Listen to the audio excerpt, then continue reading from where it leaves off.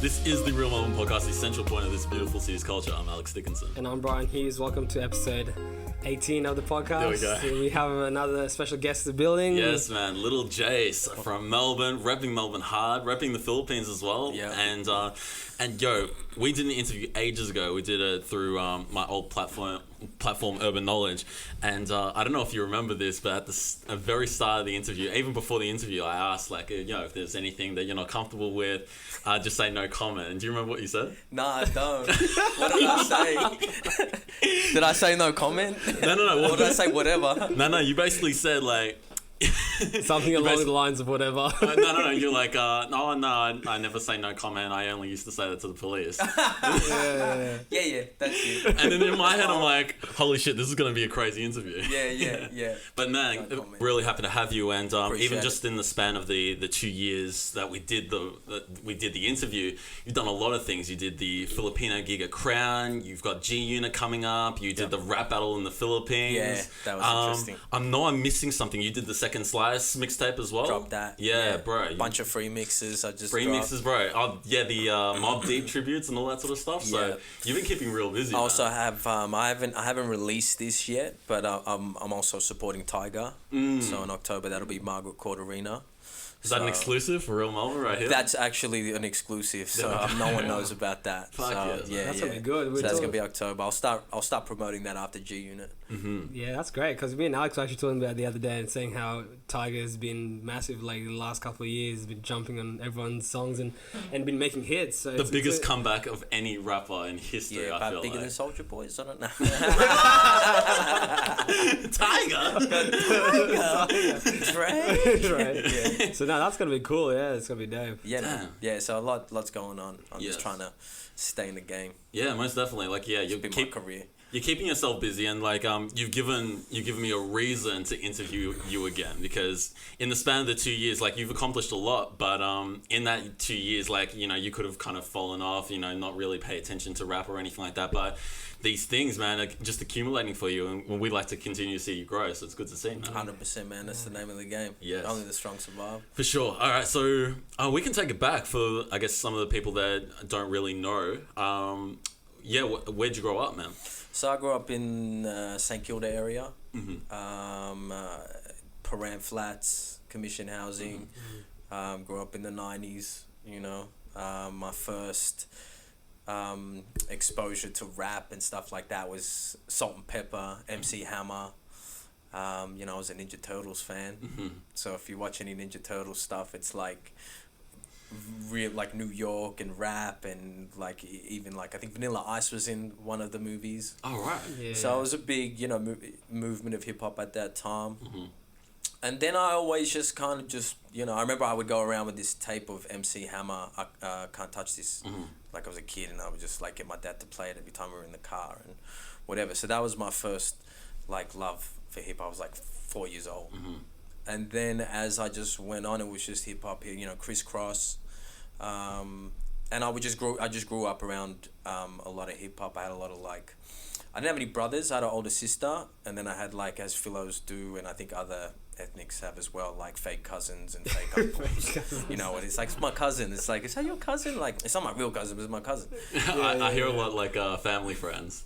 Family friends. So like, I had a lot of those, and they were older, and a lot of hip hop. So I just grew up around it, and then I was just writing little raps when I was in primary school. I had a little diary. I would try to write raps, and that was it. So I was always just doing that in the background, and then just being a bad kid. I was just a bad kid. Like, I was a good kid, but like those days when we were growing up in that area, a lot of commission housing kids, before everyone moved to the suburbs. Mm-hmm. Yeah. Do you know what I mean? So it was like, you just grew up around other misfits, and you become a product of your environment. My actual house environment wasn't great. My dad was a gangster. He was also like a drug addict. My mom was on drugs. My sister was on drugs. My auntie, my uncles, my cousins, like everyone, right? So You're just surrounded by it. Surrounded by it, you know what I'm saying? So it was just like normal. Do you know what I'm For saying? you, Like, it was you normal. grew up as normal because that's what was around you, I didn't realize there was anything wrong. I was a kid, seeing my dad, always go into the room with like a glass of water and a spoon and, back and forth. I'm like, why does he do that? Why is he taking a spoon and water in like always? I don't get it. And why is he sweating like really badly? Yeah.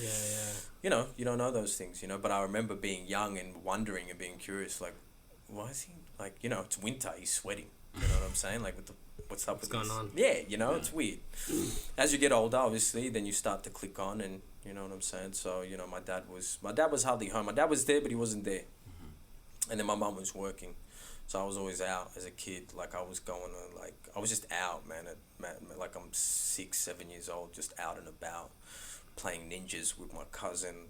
Ninjas being breaking into people's houses and, like, not getting caught. That was ninjas. So, we were just always getting up to, things we shouldn't have, and that kind of, parents couldn't really say much because, bad things are going on anyway. And so they couldn't discipline you much.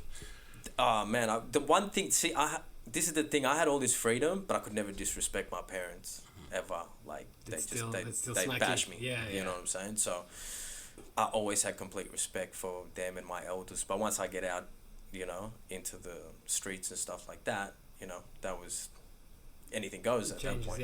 Changes. So in primary school, I had a fun, primary school. It was high school that really started to, I think that happens for everybody. Like, high school just brings another level to things. Primary school is pretty easy for everybody. Yeah. But like, I was punching on in primary school. You know what I mean? I was going to like, I remember this one story where I was like probably grade 4 and we went to like, it was like a weekend on a Saturday, and like me and a couple of the boys went to like just play on the playground and play Tiggy. And then like we rocked up, left our bikes there, was like 3 of us, and then, we were playing around, and then like these 2 kids came out of nowhere and just started like kicking our bikes and like stomping on them. And we were like, what the like, are you guys alright? Like, we're like, grade 4s or whatever. Yeah. This big dude. You know what I'm saying? Like, one dude was like big. He was a big dude. Like, I don't know. He must have been older. And another dude. And I was like, what the hell? So anyway, like, I just hopped off and went up. I was like, yo, what's up, man? And then like someone said something. It was like, bang, bang, bang. We just started punching on over like this bike stuff. You know what I'm saying? Shit, yeah. So I ended up getting like wrestling with these 2 dudes. My mates are jumping in. Anyway, I remember this is how crazy I was as a little kid. I ended up like being so upset that like I didn't understand why they did this. Like, we were just playing Tiggy. They didn't have to come here and, bully us. I went home because I only lived like 5 minutes away, and went home to go get knives. You know what I mean? And like grade 4, I was like, I'm going home to get knives. Right. And like, and no one was home, so I was trying to find a way to get in because I wanted to get a knife and get my backpack. I wasn't going to go back, and my head, I was going to stab him, like. And then my mates came back, they're like, nah, they're gone, man. And I was just flipping it, you know what I mean? But like, it was just, at a young age, it was, because I had seen a lot of violence in my household, not because of like my mum and dad, but like just other things around. Yeah. So I think that was starting to creep in. And I started to become a very violent kid, and I just started to get into a lot of things. All the while writing raps here and there to kind of, I don't know, in the meantime, I didn't think it was a profession. You know what I'm saying? So did you feel like the music you're listening to, because there's a lot of debate always on hip hop and how it has a bad absolutely had an effect on me. 100% it did. Now that I look back, I was in grade 3 rapping Onyx lyrics to their to their album called what was it called? All We Got Is Us. All We Got Is Us. It's very hard to find this album, right? Yeah. That's their best album. That's one of their best albums, but. Man, I knew their lyrics in grade 3 from, like, I could tell you what, like, it was like, I'm America's nightmare, young, black, and just don't give up. I just want to get high and live it up, so 9 to 5, and while they're trying to slave us in minimum wages, slamming my niggas up in cages. That's the last days, isn't it? Yeah, these the last days, get yours. 22 shots, convertible drops, we heard it 4 blocks, the murderous, but, like, you know what I mean? Like, in grade 3, and I'm singing this, and I'm like, that obviously had a play. Yeah. It had to. Do you know what I'm saying? Like, and I'm like, so I'm growing up listening to a lot of East Coast, New York, Mobb Deep, Onyx, Wu-Tang. It's like, if you get disrespected, you mess someone up. That's what you do, So I definitely am a strong advocate for, like, what you listen to, that's definitely what you are. Yeah. Because I had dudes, like, in high school listening to slow jams, and they were soft. Yeah. You know what I'm saying? They was, like, slow jamming over there with, like, Jodeci and stuff like that. And they were like, nah, we just gonna stay in here with the girls. I'm like, nah, man. Park, Mob Deep, let's roll. Yeah. Let's go rep. You know what I'm saying? What do you mean? Like, But it's interesting you said like your early taste of hip hop was like the Crisscross and Salt and Pepper, and like I'm only thinking about this now that like hip hop actually catered to the kids, you know, back then, you know what I mean? So it's crazy that you made that switch so pretty quickly. Made that switch, yeah. So like I caught it in the golden era of Park, Biggie. Remember the first time I saw Method Man and Redman, right? This is the first time cable came out. Like we didn't have, it was called Galaxy, right? It was before Optus Vision, before Foxtel. I was like, whoa, Method Man, Redman, Park, like all this East Coast, even West Coast, you know. So like, and I remember the time that Park died. I was still in primary school. I was like, what the hell? Like he died? Like that's crazy. It was listening to Warren G and stuff like that. I was just gonna ask you like, how would you even consume this music? Because it's not on the radio. You don't have the internet. Yeah. So thankfully for my older sister, and all my fake cousins, because they were heavily into it. Because that some of them had tried rapping. This is what we gotta like. This is what I realized. The Filipino culture was very embedded in the street culture here and the hip hop culture, because even if you look at it now, a lot of Filipinos they break dance. A lot of Filipinos they sing. A lot of Filipinos are always getting into the creative side. So at that time, like there was Filipino. Like I had fake cousins that were rapping. Fake cousins that were singing, people, you know, my sister was dancing in dance groups, and so I was around it a lot, you know what I mean? And so whatever they were playing, I could hear it, and I was like, oh, that's dope, you know what I'm saying? So I was like the only one in primary school. Like I remember we had a music project, and my project was about Method Man in grade 3, and everyone was like John Farnham and Michael Jackson, and the teacher, I remember she was like, what the is this kid doing? I'm like, this is Method Man, you know, and he's from New York, and he's a gangster, you know what I mean? Like, it was wild, you know? I didn't think of, like, I look back now, I was like, yo, it was funny. The teacher would have been thinking, great. Yeah, like, yo, this kid's not gonna, like, make it. That's what it was, you know? So growing up at that time, it's different now, yeah? Like, it's probably all happening in the suburbs now. Yeah. When you grow up around a lot of kids with broken homes, not everyone has a broken home, but, like, if you're in the commission housing, you're definitely not in a good environment. It's not a good place. You know what I mean? It says a lot about where you're at in life. If you're doing well, you wouldn't be there. Yeah. Do you know what I'm saying? You're there because you don't meet the standards of society, and you know your parents haven't, whatever, some unfortunate situations happen, or their choices have led there. So you end up growing around other kids that, you know, I was a very angry kid, and you know, now that I'm older, I understand why. It was because my home wasn't a home. Happy home either. Yeah, but you get with other kids, get with other people, you know, we're all just as angry as each other. Mix that with bumping into a few other dudes that think they're better than us, it's not going to go down well. You know what I mean? Or run into a couple of dudes that are disrespecting your area, that's not going down well. You know, so it was just that, and you know, it was never like a gang thing, but it was more just a brotherhood. You know, like we're from Paran, this is us, we all go to school together. You mess with one of them, you mess with all of us. That's what it is. That's like your little family as well, you know. It's your little family, you know what I'm saying? I'm always staying at my mate's house, don't want to go home because I don't want to, you know, I'm not happy with home or whatever. Yeah. But yeah, so, you know, all that accumulated into, you know, some pretty bad experiences. You know, I got arrested when I was 15 for attempted murder, you know, just for a fist fight. We ended up, you know, messing this dude. He was like 21, 22. He started the whole thing. We finished it, and it didn't go well for him, you know. And then like 3 months later, I got raided, got arrested, no comment. The cop who arrested me knew my dad because he had arrested my dad one time, and he was like, oh yeah, like father, like son. And my dad was like, get idiot, you know, like get out of my house, you know. Like, and as I'm walking out, my dad's like, no comment, don't say nothing. I'm like, yeah, I already know the deal.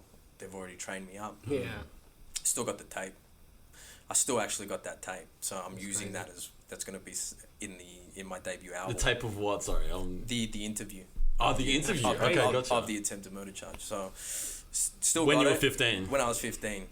Yeah. For me, just sitting there going. Because they have to give you a copy. They have to give you a copy. Yeah, that's right. You know, and so I'm sitting there, and I want to use that in my album at some, you know, like when I come out with a debut album as an intro. You know? So that happened, and like. By God's grace, I got off that. They actually tried to lock me up while the investigation was going on, but they didn't succeed. The judge threw it out Like they interviewed me, I said no comment, they got nothing from me. And then when they go, okay, cool, so we're going to take you to court. At that time, I had not been that far in the court system before. I had been arrested before, a bunch of other things, but... That was serious in that Yeah, time. I was like, yeah. I mean, because you got to realize, like, I'm 15, turning 16, and it was New Year's Eve. It was like 2001, it was New Year's Eve. And the next day, couple of the boys stayed at my house, and we got up the next day and watched the news to see if it had made the news. And it was the first thing on the news. Wow. Like Channel 9, boom, you know, a man is in critical condition, he's in a coma, blah, blah, blah. And we're like, oh, crap. And then, like, basically saying that he's not going to live, you know, he's not expected to make it through. And, you know, I was scared. I was mad scared. You know what I'm saying? You didn't expect it to go that far? No, for at you, the time, was just like, yeah, for you at that time when it happened, was it just like, you know, let me just beat him up, this, he that, hit my whatever, cousin. You know what I'm saying? He hit my cousin. I'm like, Yeah. like, we're gonna handle it. You know what I'm saying? But like, we went overboard. But I mean, that's what you do. You know what I'm saying? You just, you know, like, bro, like, we're gonna hurt you bad. Yeah. So that happened, and it was on the news, and you know, his dad. That's what that hit me, because his dad was on the news, crying, and like, I'm still feeling it now, because he was like pleading, you know, like, you know, if you could, and he was like, you know, if he had taken one more hit to the head, he probably wouldn't have been here. You know, I didn't believe in God at the time, but I was praying. You know what I'm saying? I was like, man, like, if he dies, you know what I'm saying? My life at that time could have changed. I wouldn't even be here in this seat. Do you know what I'm saying? Like, I could have been in the system now, or... And your conscience as well, bro. You Yeah, bro. Like, you know what I'm saying? Like, he didn't deserve... You know what I'm saying? But, like, it was what it was at the time. You know what I'm saying? Like, if you're involved in it, and you look, if you're gonna throw a punch at anybody, be prepared to face the consequences. If you can't defend yourself, it's on you.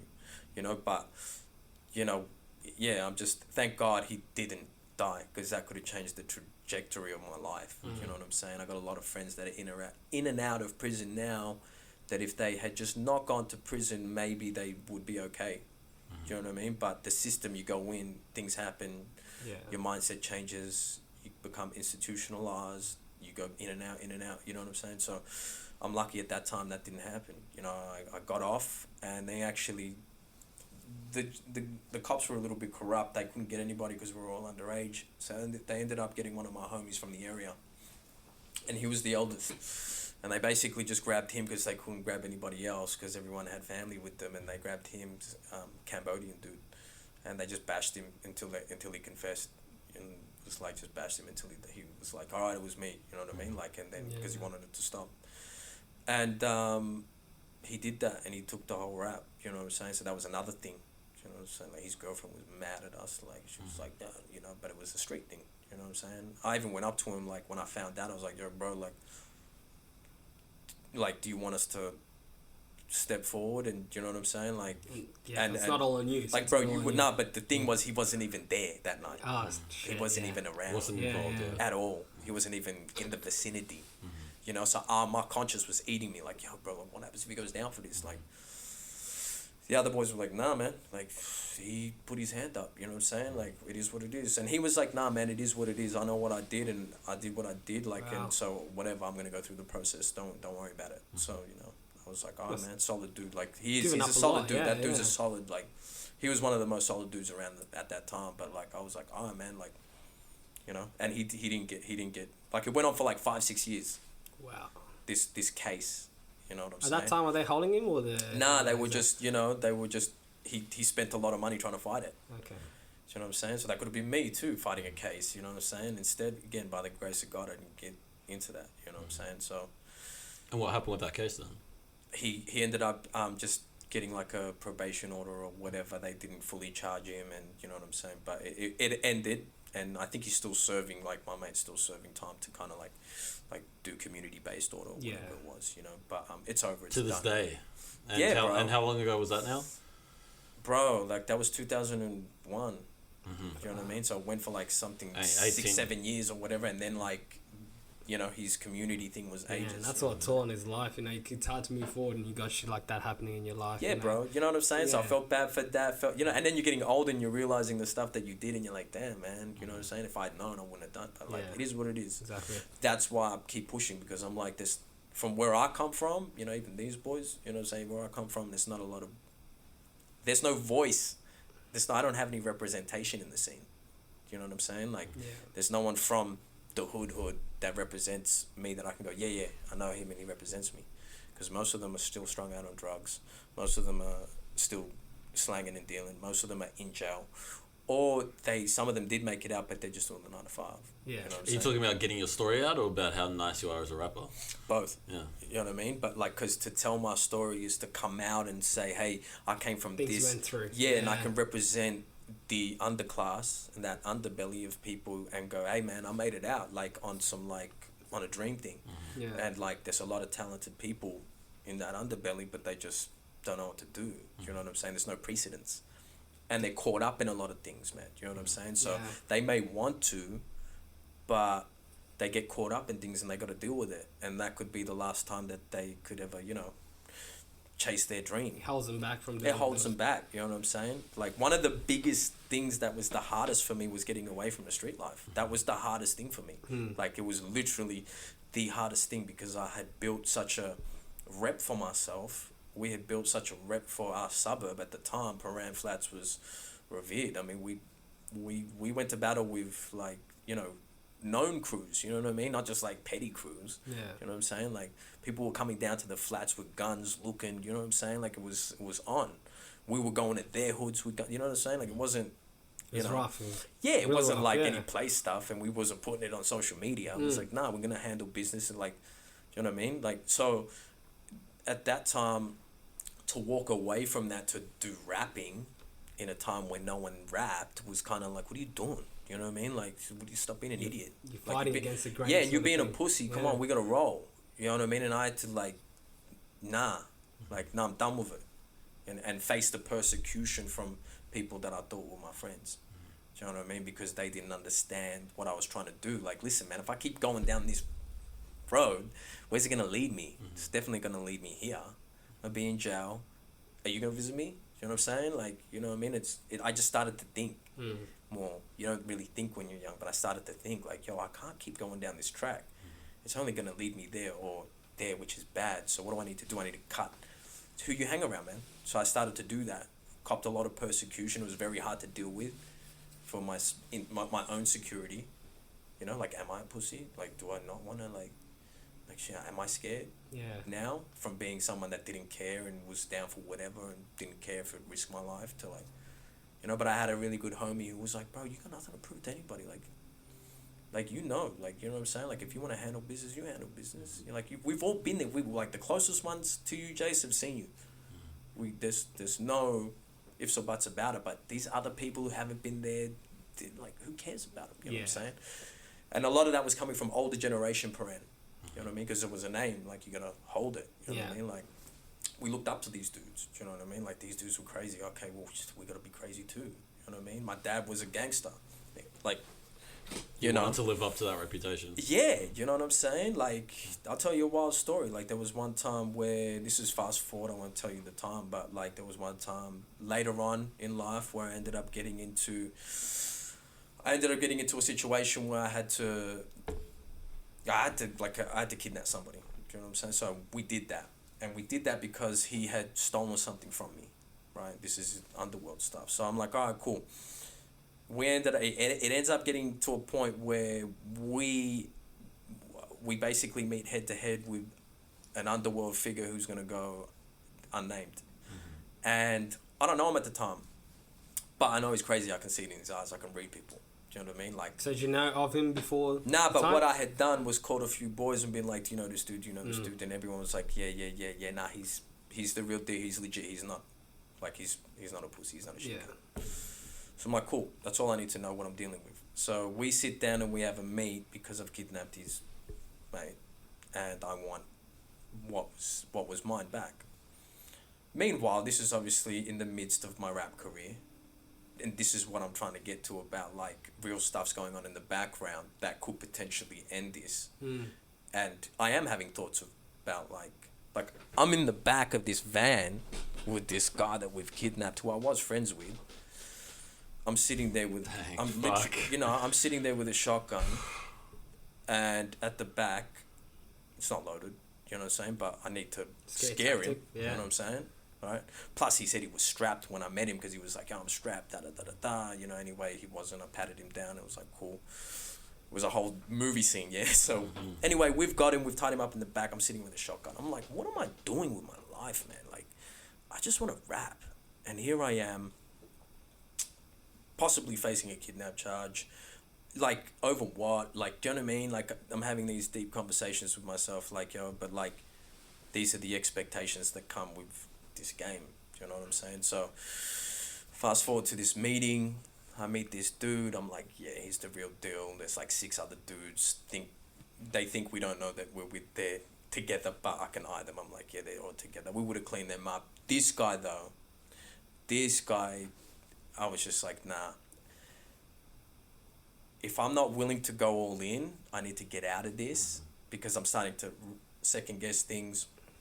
And see where it's going to go down as well. Yeah, and we had a conversation. He was a gentleman about it. We were both gentlemen. That's the thing. In certain levels of underbelly, underworld, people know how to operate. Yeah, that it's not like these wild dudes just doing dumb things. Like, big, good operators will sit down, be gentlemen. Almost be a business, right? Yeah, like you've seen, you watch Power. Yeah. You know I haven't seen Power. You know what I'm saying? But like, you know, they operate well, but like when things are not going bad, then they got to be savages. So we're sitting there being cordial. I had a moment to basically come out and call him a liar. Do you know what I mean? There was a moment in time where I thought about doing it because I knew he was lying to me. I already matched up all the stories, but I thought to myself, we're in the middle of a restaurant. If I do this, I just have a feeling that it's not going to go well and it won't go into a punch-on. It'll probably stand up and start shooting the place up, shoot me, shoot my boys. Like, I'm like, nah, I'm going to leave this. I'm just going to leave it. You know, so I made the call to leave it and go, you know what? Whatever's owed to me, I'm just going to make it back. This isn't worth anybody's life. Lo and behold, several weeks later, this guy's in a shooting. Oh, the guy you were exchanging He's with, doing the shooting. Shit. Do you know what I'm saying? So I'm like, so I made the right call. That could have been me. That could have been me. Yeah. Do you know what I'm saying? Someone else called him out and he... I could have made a very bad enemy. Meanwhile, I'm trying to... Jase has got a show at G Unit tonight at Max Watts. It's easy to get me. You know what I'm saying? Like, maybe what happens if he wants to come to the show and just mess it all up? I'm thinking ahead. It's true. So... that time, another point going back to that, my dad was not happy that I didn't do anything about it. He was disappointed in you. He was. Do you know what I'm saying? But that was hard to swallow. I'm like, he's like, nah, that's not what we do, this, that. And I'm like, that's tough. Do you know what I'm saying? Like, coming from my dad. My mum, on the other hand, Filipino culture, he's Scottish, you know, he's a hard man, you know, but from like back in the day, like lock, stock and barrels, you know, we don't care. But like my mum was like anak, which means, you know, child, and like, don't do it, you know, like don't worry about your dad, this, that, no. You know, I knew what the right thing to do was, you know what I'm saying? But so I'm a little bit emotional because my dad's passed as well. But like, sorry about that. But you know, it was hard at the time. I was just like, damn, like why would you want your son to do that? You know what I'm saying? Like, why couldn't you just be like, yeah, son, don't worry about it, you know? But obviously, living up to those standards was, you know, it was that. So there was a lot of that in my life of having to remove other people's opinions that were very cancerous, you know, even if it was my dad's. Closest people as well. Going, you should handle that and go shoot this guy. And I'm like, why? For what? Money? No amount of money. Then we get into it and then I become another underbelly story. Great. You know, Jase had all this talent and wasted it. Like, nah, man, I'm better than that. I'm bigger than that. Yeah, I had to make those calls throughout my career. That's just one of them. Do you know what I'm saying? But that's all going on in the background. And there's heaps of people like me that are going through those things that have a talent but are stuck. So you said not many people get out of these projects and stuff. Because it's hard to go against that. Go against your dad. Go against your best mate. Go against what the streets are saying. Apologies if this is an insensitive question, but your father's passing, did that help you get away from all the underbelly stuff? 100%, bro. Like, I was already getting away from it, but my dad's passing, like, honestly, was a blessing in disguise, as bad as that sounds. But it gave peace to our family. You know, so there was a lot of drugs at the time. Still, do you know what I'm saying? That was only 6 years ago, you know. My dad was a heavy ice user. You know, he was a heroin addict. It was always something with my dad. You know what I mean? There was always something, alcohol, whatever, just one after the other. So absolutely, man. Absolutely on some higher level stuff. It was absolutely the best thing that, you know, peace for my mum, finally. You You know what I'm saying? Because we got good hearts, you know. So my dad had a good heart, but, you know what I mean? Like, growing up from Scotland back in those days, no father, no mother, traveling the world, you know, and just being a, you know. Dude, I mean, like, do you guys know Choppa? Choppa Reed. Yeah. Yeah. You guys know Choppa? Yeah. So that was my dad's crew. So like Oh, Chopper would come to my house. They both had a boss, which was Mad Charlie. If you ever read a Chopper book, Chopper will just always talk about Mad Charlie and talk about St Kilda and talk about like that area. That scene, yeah, it's very like So bars and shit. All if that. you, area, that was St Kilda was a really bad place at the time. Do you know what I'm saying? Red light district. I mean, there's still prostitutes going on, but like there was a lot. St Kilda Jack Shop was a corrupt place. But like you read any of those books, you know. So like Mad Charlie was one of the first people to be killed in the underbelly killings. If you go back, Alphonse Gadgiatano, whatever his name was. But around that time, Mad Charlie, you look that name up. Mad, I forget, he's got like a Hungarian second name. You see him, he was one of like the big heads, and it was like him, my dad, Chopper, a few other people, and that was my upbringing. I came up under these, you know what I'm saying? So that was the thing I needed to kind of live up to. Do you know what I'm saying? Like, didn't think about it at the time, but you know, like you growing up, and I'm like, what the hell? Like Chopper, like he's a famous thing now, and I'm like, yeah, that's like kind of the guy that's like kind of my uncle who was always at my house, and you know, these dudes are hectic and they're shooters and they really shoot people, and you know, my dad was like that too, man. My dad was a shooter, you know what I'm saying? Like they were hectic. So you become a product of your environment, man. And I guess the past several years has been a rewiring of that.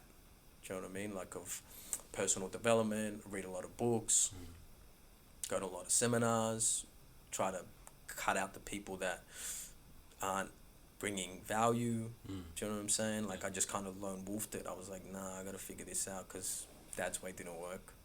None of his friends' ways worked. Everyone's, you know, either locked, dead, drugs. So I gotta, you know.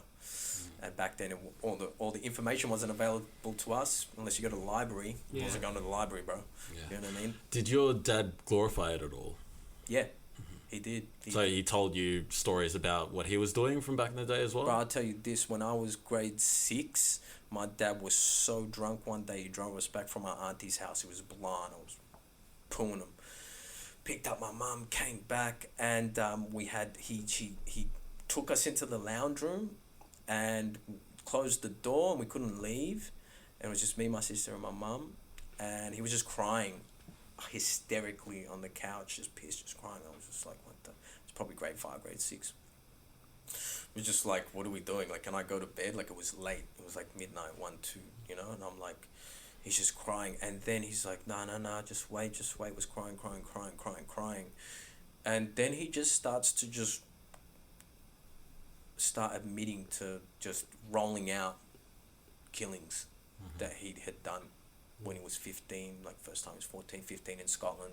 Shit. Someone was trying to kill him over something, so he had to kill him first, and did. And that was the first one, left Scotland, came here, got involved in other things, killed here, killed there, started working with bikies, killed, you know, killed. It was like 7 from my memory. I was just sitting there, grade 5, grade 6, not sure, you know. Did you even know how to take it in? Like, I don't know how to take it in, you know what I mean? I'm just like... what the hell, you know what I mean? Like, I don't know if I'm grade 5, grade 6, you know. If it was now, it'd be a different story. But, well, what the... You need to not say this stuff out loud, you know what I mean? But, like, we never spoke to that night ever again. And, I just remember thinking, like... That gave me a better understanding of my dad later. Because I was like, maybe this is why my dad's so messed up on drugs. You know what I mean? Like, if you take someone's life... It's going, you know, my dad wasn't a bad person. I think he got put in situations where he had to act accordingly, and maybe it's playing on his conscience, and that's why he can never be sober. That he's always just trying to cover it up of things, like a way demons. to deal with it. Yeah. Do you know what I'm saying? Like, how would I feel if that guy had passed and I was now conscious of that and responsible for that? And you know, so it gave me a deeper understanding. You know, this is normal. This is not normal stuff that happens to kids growing up. So, you know, then I started to realize that growing up, like, wait, hang on a minute, man, it's not normal. Do you know what I'm saying? So, I used hip hop at probably about age 19 to get me. It was really a way to get me out of the street stuff. Like it was really a way for me to be busy on a Friday night. Hip hop, yeah. Just writing, bro. Writing, just like yeah. writing and getting with the crew. My first crew was Burn City Crew that we made 2004, 2005. 3 Filipinos from the western suburbs. So you came up with Burn City. Well, this is the debate, right? I'll tell you the story about Burn City Crew. Okay. So it was me, Mel, Castro, and Young Philly. And so Young Philly was from St. Albans, Mech was from Footscray, Castro was from Broadmeadows, and I was from Paran. I was in the city. So we all got pulled together through Mel, and then we were their first rap group. So it was Castro and Mel, and they had come up. They rapped together, and Mel was a producer, and Castro was rapping, and they had a group, and they were going to call it Cancer, because they were both cancers. And then I came along, and they're like, "Yeah, it's Cancer." I'm like, "Well, I'm a Leo, so that's not gonna work." So that went out the window. So we were sitting there coming up with names, and I came up with a name, and it was Westgate. And they were like, yeah, but then Mel was like, yeah, but it kind of sounds like a boy band. And I was like, well, it does now, bro. You know what I mean? I was like, Westgate opening up for Backstreet Boys. Yeah. I was like, yeah, no, we can't do Westgate. Like, that's not happening. It sounded cool before you said it, you know? Westlife. Yeah, you know what I'm saying? And I was like, nah, it's not working. So he goes, we went through a bunch of names, and he's like, what about Burn City? And I was like, what the hell is Burn City, bro? And he's like, Burn City. I'm like, what is it? He's like, Melbourne City. I was like, yeah. He's like, Burn City Crew. I'm like, it's okay. It's better than Westgate. You know what I mean? I didn't really like it at the time. So he was like, but we've been there for ages. So I'm like, you know what? Let's just leave it at Burn City for now. We'll come back tomorrow and see how we feel about it. And stamp the year. 2004, I would say. 2004. Okay. Even maybe 2003. Mm-hmm. So whether or not we made it or not, I hadn't heard of it until then. Yeah. Right? And he claims he hadn't. That being said, I look at some old raps, and I would go MEL and we burn, right? So, but I never thought to do Burn City, right? So I was like MEL, burn, whatever. Yeah. And we did that, and so it was Burn City Crew, and from, we made a bunch of unreleased mixtapes that have never seen the light of day. Really dope music. You still got those, yeah? We still got them, bro. You know what I'm saying? It's a part of my mission in life is to try and release this group album. It's just hard to, because everyone's grown now. Particular, nah, I don't want to, because it's not as good now, and blah. It's dope. We have a body of work that's really good. But I always say we're the greatest rap group from Australia that never was. Right. What about the Recession Depression tape? What? This is like, how do you know this right now? I do my research. Like, what's his name? What's that dude's name? The funny dude? Nardwar. Well, you mentioned this in our interview. I did. I would have. So the recession. So the Recession Depression mixtape was a mixtape about me going through a recession and dealing. And I was basically unable to get anything that I wanted. Yeah. So I came up with this idea, because it was 2008, 2007, and this recession was happening. So I was like, damn, man, this whole recession thing is like it's all holistic. Like, it's not just happening to the economy, it's happening to the whole economy, even the underworld. Yeah. So I was like, yo, so I made this like five-track mixtape called The Recession Depression, and it was really vivid, and it was very like explaining a lot of details. And then we were gonna release it, but then I was paranoid because I was still in the game. So I was like, yo, it's either really, really smart that we do this, or really, really dumb, and I incriminate myself. And there's no hip hop police here, but I mean, what happens if there is? You know what I mean? Like, you almost Bobby Schmurdered yourself. I almost Bobby Schmurdered 6ix9ine myself in the sense. You know what I'm saying? Like, I'm like, there is a thing. So I was like, nah. And by the time I was about to release it, I had a homie who got out of jail from Sydney, had a connect, came down, and like I was like, oh yeah, back to the streets. So like that was done. I was like, no, I'm not gonna release it now.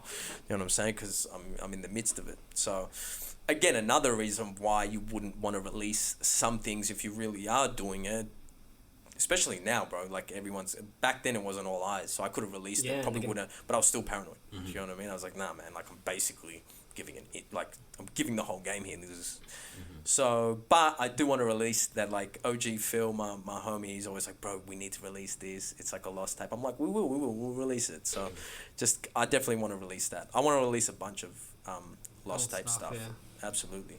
Yes, and what sort of work did you do with the Burn City group? So, going back to Burn City crew and how they helped me get out of the streets was basically, we were always going to Castro's. Castro was the eldest. He already had like 3 kids, had a job, had a wife, was living out in like Wyndham Vale, and we just built he like helped build a little studio there. So this was the time, when you finish high school and you're just doing nothing. Yeah, for like the first year. For the first year or 2 or 3, you know what I'm saying? So that's what happened, and instead of me hanging out with my homies in the streets, I was going there. You know what I'm saying? So it was really a way for me to just do something that I liked and positive, and that I could express myself through as well, because everything that I was living and lived, I was now putting out. You know what I'm saying? Because especially back then, it's like if you're gonna rap it, you gotta be about it. It's not really like that anymore, but I was really from that cloth, so it was a way for me to get things off my chest, and it was therapeutic. You know what I'm saying? It was very therapeutic. I mean, I remember there was an instance where, like, to show you how much it really was pulling me from the streets, was one of my homies, Ruben. Now, Ruben was like, back then it was like Asian gangs ran everything, basically. You know what I'm saying? Like, Asian gangs was deep, like it was, we were revered. So, Ruben was the white boy in the Asian group. And, but, like, he wasn't a pussy, right? So, but he would always get picked on. You know what I mean? Like, he'd come to the Asian nights and, other people, they'd be like, whatever, he's stealing their girl or whatever, there was always something with Ruben. Every punch on was like Ruben, so like, that's just the way it was. You know Did he what I have mean? to prove himself? Was he like a spot where he had to prove himself because he was like... For sure. No, for sure, because Ruben was a good kid. Like, he came from a good family, good kid, and then he got brought in through skateboarding through one of my boys' hoe. And from there, he just saw us being wild. And listen, if you weren't wild, if you wasn't ready, willing to do stuff, then you probably would not. I'm just go and do this. You know what I mean? But he wanted to hang. Do you know what I'm saying? And if you were gonna hang, things were gonna pop off, and you either were gonna do something or not, and you were either gonna enjoy it. Because I mean, to be honest, I was enjoying what I was doing. I liked fighting. I was a good fighter. I wanted to box. It was my thing. I never took drugs. I didn't take drugs, which is the funny thing. Yeah. I grew up around all these drugs and never took it. I just, because I saw what it did to people, I was like, I want to do this. Yeah. My first dream was to be a basketball player. I wanted to be the next MJ, and that kind of steered me away. So what happened was, Ruben comes into this group. We're all a bunch of crazy Asians, that love fighting. And that was my outlet. Right, I didn't know it at the time, but it was my outlet to vent, and I would literally want to go out and just hope something went down so I could unleash it, whereas others were going to drink, smoke, whatever. He comes and he built, he wasn't a pussy, he was about it, and he hung around, and he got notorious, and I think he got banned from, we got banned from every club because of him. Like, we couldn't get into any clubs at one point. We're punching on with the security guards. We're punching on with, like, we just... It's almost some Fight Club shit. We're shutting down clubs, bro. Do you know what I'm saying? We shut them down. You know what I mean? Like, it's like the night's over. Now we're going outside and it's going on, So, like, it's only stopping when the cops get there. Do you know what I mean? And even then, it's debatable if we're going to stop. So, Ruben had gotten himself into a situation where he ended up bashing some dude from Springvale who was a somebody. He didn't know, but the guy got smart at Crown Casino, and Ruben dropped him and like belted him pretty bad. Now, he was a somebody, and we didn't know that, right? And to be honest, we didn't care. Do you know what I mean? It didn't matter. At the time, it was just like... It didn't matter where you were. Our whole thing was just like, we didn't care where you're from, who you know, doesn't matter.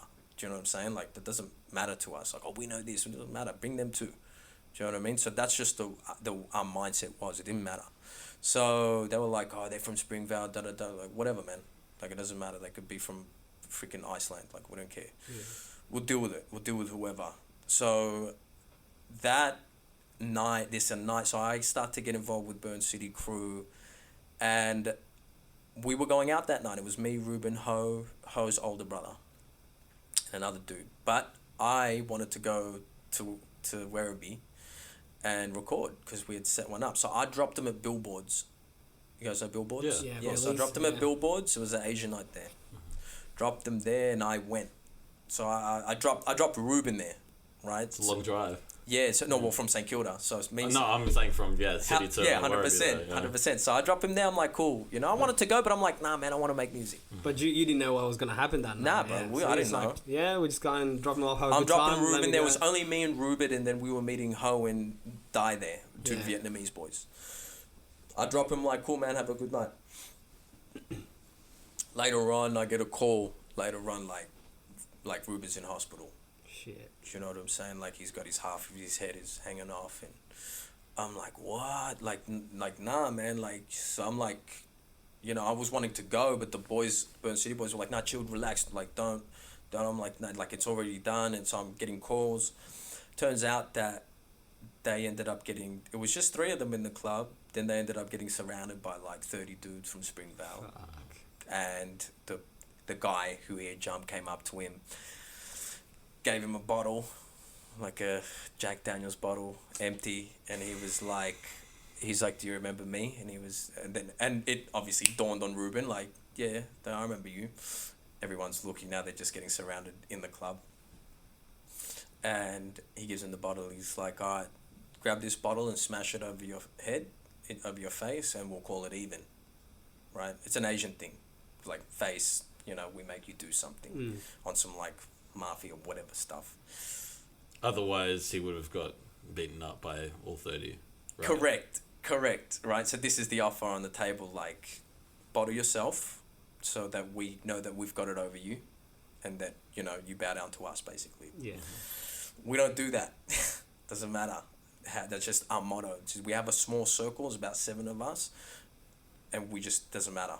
So he turns around to Ho and tells him, hey man, this guy wants me to bottle myself and he'll let us go.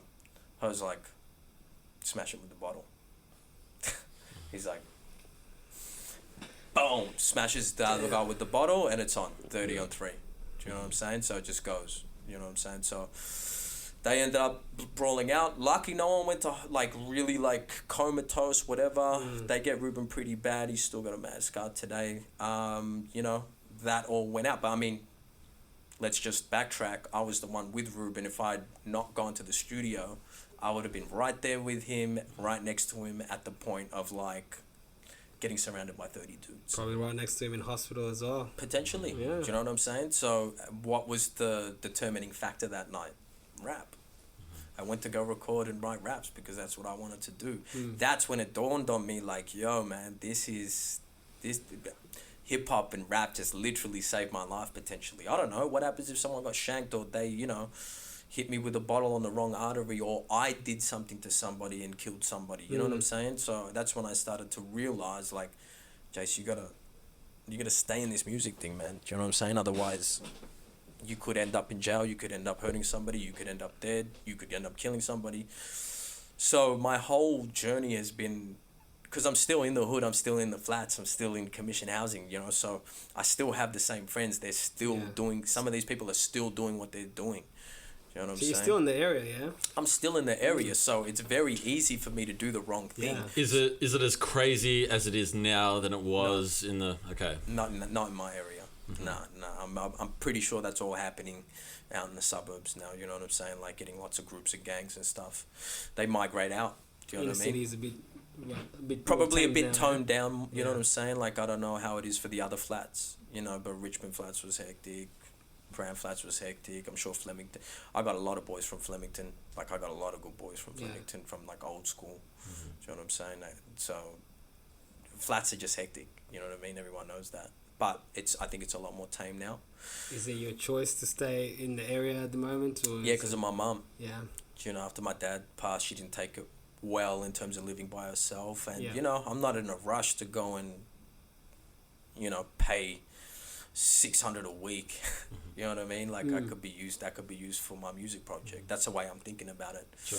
Good location, bad surroundings, but my mind is different now. So my environment is the same, but my mind is elevated above it, so I'm able to exist in there. Because not everyone in the flats succumb to that life. You know who's from Paran Flats, who's like the most famous person that you would know, like that from Paran? You guys know Pia Miller? No. Pia Miller. So Pia Miller, she was on Home and Away. She was the cop. She's like the Latina girl, and she was like a Dolly contestant, and apparently she's in America now. She's doing like, she's going over there. But like, if you look up Pia Miller, she's an Australian celebrity now, right? But she never got involved in anything. She always had her head on, right? Yeah. So like we would see her and be like, oh, that's Pia. I went to school with her for a bit. She was on Dolly magazine cover. Bit of hope. Yeah, you know what I'm saying? But like, it would be cool for her to shout us out or like, do some sort of thing for the hood. But it's cool. Boom City Crew, shout us out. Like, what's going on? Like, yo, can we like help network? You know what I mean? Because like, we're not all bad. Yeah. She probably looked at us like, nah, these guys are crazy. But she probably doesn't even rap around. At all. Yeah. But her parents are still there, so that's, that's a fact. Like, her That's mum's crazy, still there. man. Yeah, parents still there too. Yeah, but I guess, if sometimes parents, it's uncomfortable. Like, sometimes they don't want change. Yeah. But here's a good example. Does Iggy rap Mullumbimby? Oh, man, you're exactly true. You know what I mean? Like, I didn't even know that's where she's from. that's where she's from, yeah. Right, New South okay. Wales, yeah. That's crazy. Yeah. But I don't know. Did she even rep Australia? I don't even know. Exactly. Do we want her to rep Australia? I'm not conversation sure. before. Right. All respect to Iggy and her hustle, but it would be good for us to get a helping hand from somewhere. Yeah. For the culture. Exactly. You know what I'm saying? So, I guess that's why I really fight a lot, not just for my own career, but for the sake of anybody else that's... it's funny, before the word trap came out, like the boys in the flats back in the day used to call it the trap because they're trapped. You know what I mean? It's like there's no way out. It wasn't about dealing at that time. It was just like, we're trapped, bro. It's like, this is just our lives. Can't get out the system. Can't get out the system. Do you know what I'm saying? And some people don't. I just had one of my OG homies. He's like 40, came out of jail. He's trying to do a drug court program. I had him stay at my house for a bit, trying to help him out, trying to get him on the straight and narrow. I mean, this dude's a hardened criminal. Like, this, you know what I'm saying? Like, he's a hardened criminal, but he's like my older brother. You know what I'm saying? And, he just recently went off the rails. I just literally had a phone call today from my mum. I was in the bank setting up a business bank account, and she's like, Anak, the police are here. Can you speak to them? I'm like, well, like, for who? She's like, for who? And I'm like, yeah. So I get on, it's like a sergeant, and like, oh, hey, yeah, we're just looking for blah, blah, blah. I'm like, yeah, look, I'm looking for him as well. You know what I'm saying? It's been like 2-3 weeks. I don't know where he is. Right. But at least I know that he's not in jail now, because otherwise you wouldn't be looking for him. Do you know what I mean? But, it's still prevalent in my life. You know what I mean? I still try to help those people around me and, not get too Hollywood on people. You know what I'm saying? So my whole plight is to help those people. Hey, man, like, stop doing that. Look what I'm doing. Yeah, let me show you. Like this is cool. That's not cool, bro. You know what I'm saying? What's cool about going in and out of jail? And I have conversations with these hardened criminals going, yeah, man, it ain't cool. And that it is, like, Jase, it's inspiring us, bro. Like, keep doing it. So, I can't quit. Yeah. There's at times where I feel like I want it. This is more than just, like, rap to me. You know what I'm saying? It's a lot deep rooted with me. It's not just like, I want to rap because, like, it's cool. It's like, nah, man, it's literally saved my life, and it's giving me a platform to speak about things that are important to me, where I come from, and be a voice for the people that don't have a voice from where I'm from. Do you know what I'm saying? So that's really, and that's why I appreciate this opportunity. You wouldn't know all of this just unless you really listen to every single song and my whole entire catalog. Yeah. Which isn't even up there. Right. I mean, people can pay attention, like, even before our interview 2 years ago. Like, I kind of peeped some of your lyrics, and I feel like, okay, well, he's probably involved in some illegal shit, from the past. But yeah, like, when we did the interview and after finishing it, I'm like, holy shit, you've got an incredible story, and like, who would know this if we didn't sit down and talk about it, Yeah, I can't tell everything in detail. You know what I'm saying? Exactly. So it's like, that's why I'm like, yo, we need more things like this, and even like the new rappers coming up, you know what I'm saying? Even dudes like, I don't know Anson's past, but you know what I'm saying? I know that NZ is rough. You know what I'm saying? I know NZ don't play. And even looking at these kids now popping up out of nowhere, you got 1-4, 21 District, you got everyone doing their best 1-4 impersonation. Whether or not they're really doing things, I guarantee you some of them are really doing things. Yeah. Do you know what I'm saying? And like, hey man, like what's more important, the street stuff or the rap career? Do you know what I mean? And they could. That's why I don't really like. I'm not really impressed by the moment. Like, let me see if you're here in 5 years, bro. Do you know what I'm saying? Longevity. Yeah, it's longevity. Do you know what I mean? I've been in it for 15 years. Come speak to me when you're at 10. Yeah. If you're still here. If you still got the balls to stay in it when it's getting bad. Do you know what I'm saying? Like, it's easy to be in it when you're popping, but what about when you're not? What about when things don't go to plan? Do you know what I mean? So, like, even to have these kids that are doing all the hectic stuff, I know that, bro, I've been there. You know what I'm saying? I've been saying it to my boy, bro. I pioneered the whole thing, this whole gangster rap thing in Australia. If that's me. Do you know what I'm saying? Like, I pioneered it. Do you know what I mean? You go back to the catalogs, there was no one doing it. Yeah. I was doing the hustling rap. I'm doing the street raps. I'm doing... That's what I was doing. I don't do that anymore. And I didn't have the platforms to get it out as much, but that's... As YouTube and Facebook and stuff was coming, I was still in there. But, you know, now it's more positive. It's more motivational. Yeah. I already know everything that you're trying to do, I did it already. You know what I'm saying? And it's either going to be bad or good. Like, and at some point you're going to have to make a decision whether or not you really want to do the music thing or not. And then the other thing is think about what you're saying, because I'm at a point where, you know, there's certain things I just won't glorify or talk about because one day I'm going to have kids. And I don't want to objectify women anymore, because what happens when I have a daughter and she's going to listen to my music and it's going to be all perverted? Yeah. Do you know what I'm saying? So I'm like thinking about these things, you know, but don't think too deep, Anson. But like, this is the level I'm on. I'm like, yo, I need to leave positive impact, legacy, things that are going to give back to the culture and not take away from it, but add to it. So how do you feel about rap groups or rappers, I guess, play up an image that you may feel is like inauthentic? How does that resonate with you, knowing, or just you experiencing it firsthand? This is the thing, I think, you know, I try to not capture myself in a judgmental state of like when I see them, I'm like, man, they're not real. You know what I mean? Because my competitive side is like, whatever. You know, but then I'm like, nah, Jase, you was doing that, you was young, you know what I mean? Like, and you don't know these kids, or you know what I'm saying, they could really be about it. And, you know, I'm like, yeah, that's true, they could.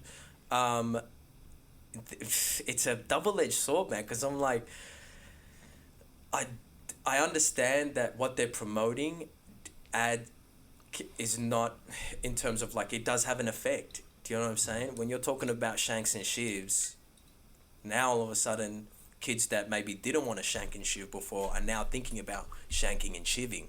What's that mean? I'm just not privy. Stabbing people. All right. Yeah. Right? It's a jail term stuff, but it's like now if I'm talking about I'm going to stab people, we'll stab people, and that's the cool thing to do. You know, all of a sudden, people follow what's cool.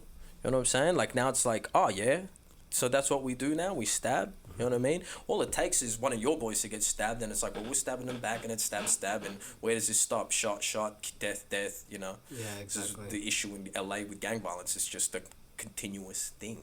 You know what I mean? But we have gangs in Australia, and it's really always over petty stuff. It's either over girls or some sort of disrespect that wasn't even, you know, warranted. But I am an advocate for like, listen, if you're really about that life, cool. I can't really listen to it now at this point. I'm sure there's a target audience, but like, just don't be a 6ix9ine. Do you know what I'm saying? Like, if you're gonna get in the game, play it. Like, don't half step it. Do you know what I'm saying? Like, there's consequences that come. If you're all in, then go all in. If you're not, then get out. Do you know what I'm saying? Like, if it's like you really shank and shift, then shank and shift, bro. Do you know what I mean? But so are you saying that 6ix9ine is like 1 foot in, 1 foot out? Is that what you're saying? Both foot out. Both foot out. You know what I'm saying? Willing to take the you know, I guess the positives with it, but then when it hits the fan, it's like, oh no, I'm not part of this. Yeah. And I'm snitching on everyone. And I'm gonna snitch on everyone. Like, what do you mean, bro? Like, we were in this together, and now you're gonna snitch like you didn't know that this could possibly happen. So he rides for the good parts. That's my issue. That's my thing. You take the good with the bad. Yeah. You know what you signed up for. That's why I got out as well. You know what I mean? I got out because also like I started to find God and stuff. Like that was later part of my life. But I was like at that meeting where it's like, yo, if I'm not willing to go into a gun battle with this dude, I need to rethink what I'm doing, because if this guy shoots at me, am I willing to shoot back? You know what I mean? And like, no, I'm not willing to shoot back. Then what are you doing here? Yeah. You know what I'm saying? Like, you need to get out and let the real players play. It's so crazy. I think about it now. Now you brought it up. Like 6ix9ine literally used the Bloods, like for protection, street cred, all that. Not thinking. He's young. Can't blame him somewhat, but like thinking that it would never end. And it was a great move, because it was like, use the Bloods and you have rainbow hair and this will just look nuts. Yeah, you know what I mean? Like it sells. It sells and it sold. It was he's a marketing genius, but Yeah. now he's not. You know what I mean? Like it was always gonna come to that, bro. Like something was gonna happen. Like you can't dodge all the bullets, bro. And that's what happened. So if you're in, go in, but really think about it, you know, because if it does hit the fan, be prepared to do your time, bro. You know what I'm saying? Yeah. Like, and it affects your future. Like anything else you probably want to do after you come out, or anything after that, it really does play on you, you know. he had It's so like, hard. come on, man, what was he, 12 for 12? You know what I mean? Like on Billboard or something like that. Yeah. Huge. You know what I'm saying? Like, and now, like, what's he gonna do after if he survives? If he, you know what I'm saying? Yeah. Like, I mean, they're real dudes, bro. They're like, if they can kill you, they will. Do you know what I mean? Like, and did you not think about that before? You know, especially because he was very suck my dick and I don't care, test my gangster. You know what I'm saying? Different if he was just trying to be humble and move, cool. But it's like, you know, come on, bro. Yeah, he's going to Chicago and shit like that, dating. At you 4 know. a.m. in the morning when no one's there. You know what I'm saying? Like, come on, bro. You know what I mean? Like, come on, bro. Like, don't, like, because what it does is it ruins it for the real ones. You know what I'm saying? It ruins it for people that are really about it and genuine and authentic. And then it's like, we don't know who's real anymore. You know? It's like, as far as we're concerned, everyone's fake until proven real. You know what I'm saying? Until like, you're Troy Ave. Until you're Troy Ave. And now it's like, oh, wow, okay, he took his gun, he started firing back at him. He's like, I don't care. A lot of people hate on Troy, but it's like, yo, man, this dude's real, a real dude, quote unquote real. But probably too real. You know what I mean? Yeah, like, you know what I mean? This is what happens. You get shot up in your Maserati. Do you want that realness? Yeah, exactly. I don't want that realness anymore. Even Taxstone on the opposite side, because like Taxstone will talk wild on the podcast, and He's really real. There you go. You know what I'm saying? Like, but I think, he accepted. Well, he was saying that Taxstone was going to get up and testify, blah, blah, blah. I don't know. That, I have an issue with that. I have an issue with, if you're gonna live a certain life, be about it. If you're not, then that's okay. You know what I'm saying? You don't have to be a G. You just be you, bro. You know what I mean? You could just be like, nah, I'm not for that. Yeah. Do you know what I mean? But like, if you're going to go down a certain path, take the good with the bad. Don't be a pussy and own it. Do you know what I'm saying? If it hits the fan, then bro, that's what you signed up for. It's true. You know what I'm saying? Like, don't snitch on me or don't rat on me because you can't wear it, bro. Yeah. You know what I mean? Like, there was this, there was in the papers not long ago, it's like a Bali thing where like two Aussies got on the front page for like having cocaine. Did you see them? They were all like cuffed up. Anyway, one was a philo dude and some other dude, right? And I've got this dude as a friend on like Facebook. I won't name him, but anyway, he was there. But it was like they got caught with like, I don't know, a gram of like coke. A gram. Or like half a gram, bro, with some scales. And now they're locked in yellow jumpsuits facing 10, 12 years or whatever. They go hard on foreigners, man. They do. But we all know that. Yeah. You're in Bali, bro. Like, first of all, you know that, right? And second of all, like, it's half a gram. Yeah, it's like you weren't importing... Like, you weren't Chappelle Corby, bro. You know what I'm saying? Yeah. So... all right, I get it. 10, 12 years for half a gram, it's harsh. But you knew the consequences, right? But then what happened was, in the papers, is they started giving information about where they got it from and who was supplying them. And it's like, come on, bro. Do you know what I mean? Like, it's all good. Like, you're all good with your dealer until you get pinched and you want to give your dealer up. Do you know what I mean? So, I just... Whatever you're doing, I have a moral code. Like, you know what I'm saying? Like, you just do things the right way. Do you know what I mean? Like, even if it's bad. Don't do bad stuff in the first place. But if you are going to do something bad... There's a street code. There's a code, bro. You know what I mean? Just follow it. Do you know what I mean? Like, otherwise you mess the game up and now it's just like... That was the other reason I didn't want to be in the game anymore because it's like, I don't know, man. People just rat easy. You know what I mean? It's just... The game's changed, right? Fuck. Do you know what I mean? Like, you could be my best mate and you just get pinched and you just can't do the time or whatever. You just buckle, bro. Like, I'm not going to put myself in a position for you to tell on me. Because that's the way I started thinking about it. You know what I mean? Like, actually, Jase, it's not his fault for ratting on you. It's yours for being in the game in the first place, full of people that don't know how to play it. Get out. You know what I'm saying? So that's what I did. I got out, and, you know, so my whole existence is to just continue to maneuver that and stay away from it. Because at any point, I could go and easily get sucked in. Yeah, I could get sucked in. You know what I'm saying? Like, I got, you know, I just recently had some mates that got raided. You know what I mean? They went to jail. They're going to jail for a long time. It's all over the news. You know, it was big. It was a big bust, big drug bust. You know what I mean? Boys that I used to roll with, used to work with. You know what I mean? I'm like, oh, there it goes. I could have been pinched with them, but I'm not. Another reminder of why I need to continue on this path because, you know, Jase, you're holding the flag for everybody at the front. Are there any moments that come across where you do find you fight that going back? Maybe you do get desperate on something and you feel like you need to go back to that game? All the time, bro. Yeah. Like, that's just real. Like, I could be like, man, I could go make a couple of moves, make some money, and then, you know... Just still, like, and technically... then go shoot the best video ever and have budget for promo. Yeah. You know what I'm saying? You're like, still technically around it, right? So, like... I am. Do you know what I'm saying? Like, it's very easy for me to just make a couple of calls and be on, bro. You know what I'm saying? So that's why it's like, it's a discipline thing. It's become that. Discipline. Like, I'm only one call away, you know? But what's happened is, over time, my mates have stopped talking about it around me and stopped placing things on the table, you know? Because in that life, it's like, let's catch up, you know? Let me have a chat to you about a couple of things that may interest you, that could make some money for all of us. They don't have those conversations with me anymore. Which is good. They know they where respect you stand. it. They like, Jase, nah, it's all good. Yeah. You know what I mean? Like, don't, Jase is not gonna, you know what I'm saying? Yeah. If I want it, I would come ask, but don't, you know, there's no need to have this conversation. So the temptation's always real, but, you know, I just know I need to do it the right way. Yeah. You know, even if it takes me long, bro. Like, my whole All I Know and Hey Love and 2012 First Slice mixtape, I spent like 25 grand on that whole, like, push and campaign in 2012, you know. And that wasn't working. How are you finding the music getting people out of those things with music? Is there lots of exposure for people to come, like, help? Like, you're lucky you got, was his name Casper? Oh, no, Casper. What was his name? Castro? Castro. Yeah. Yeah, Castro. You're lucky you had Castro to, like, help you out and...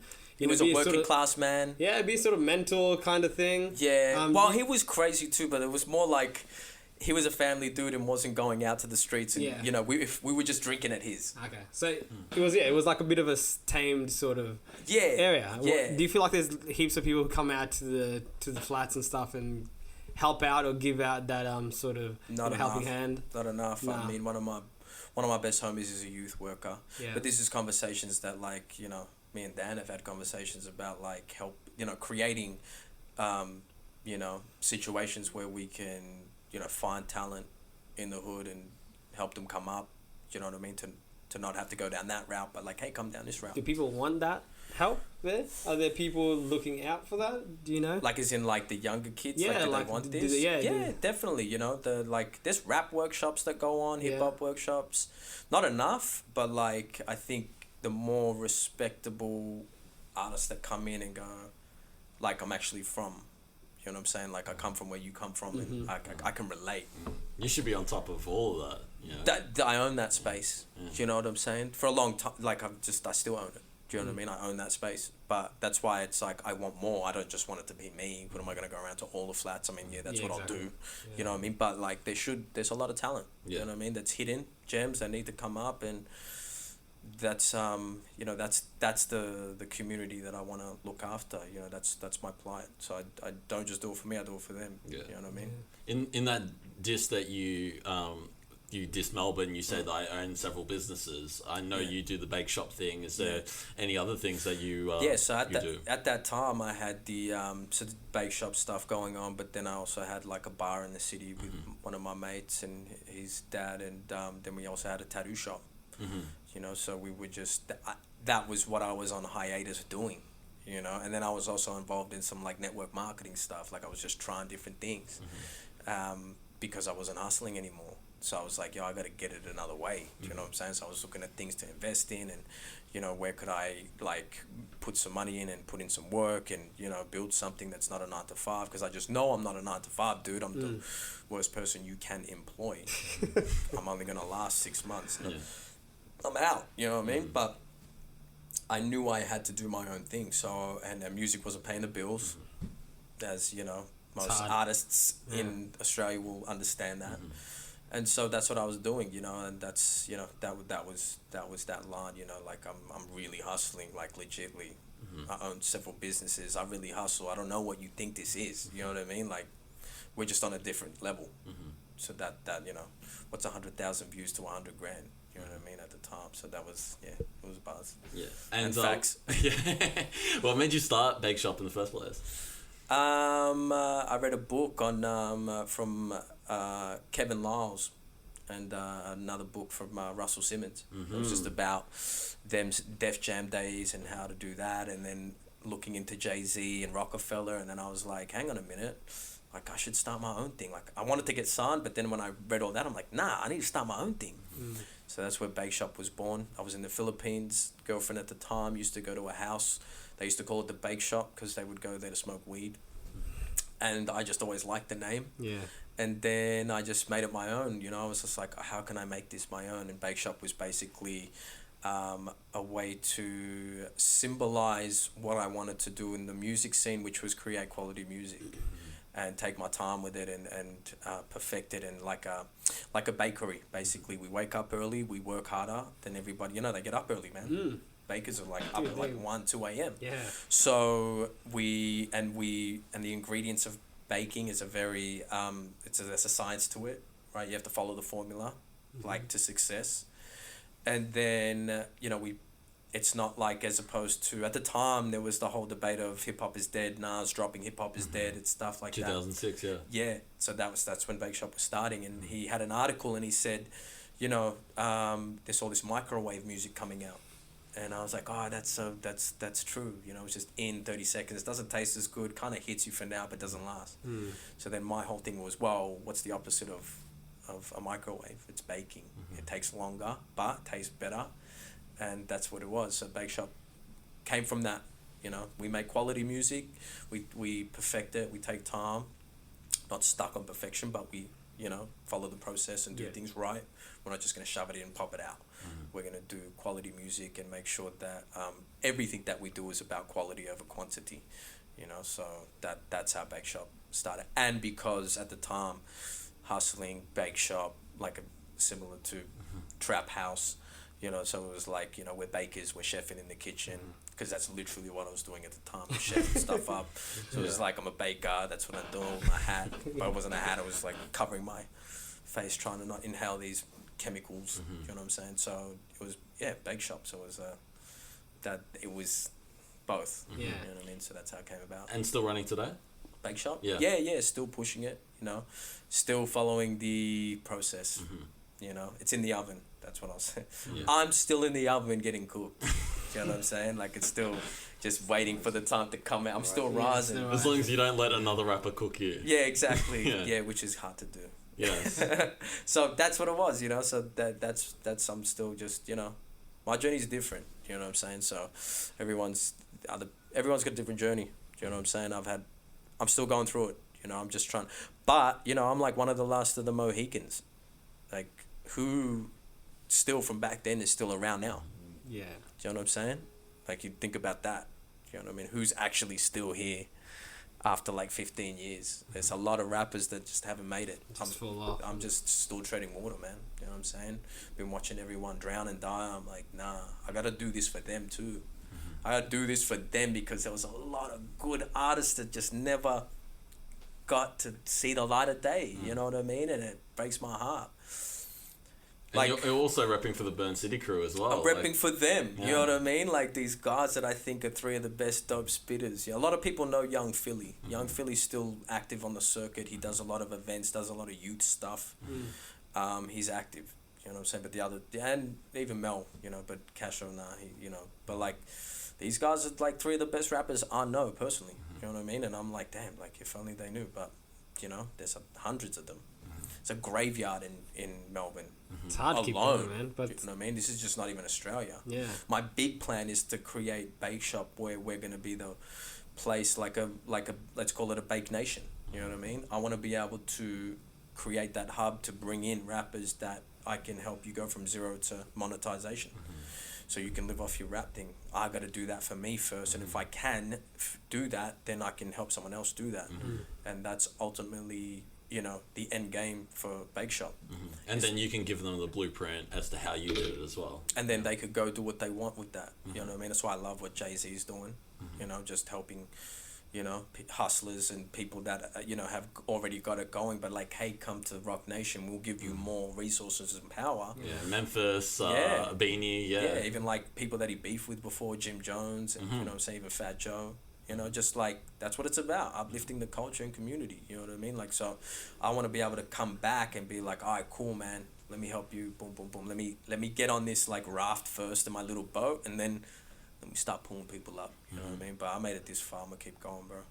If I haven't drowned already, then I ain't drowning. Do you know what I'm saying? So, how do you feel the Melbourne or Australian public is starting to respond to Aussie hip hop? Because I feel like it's still something that has a lot of growing to go in the fan side of it.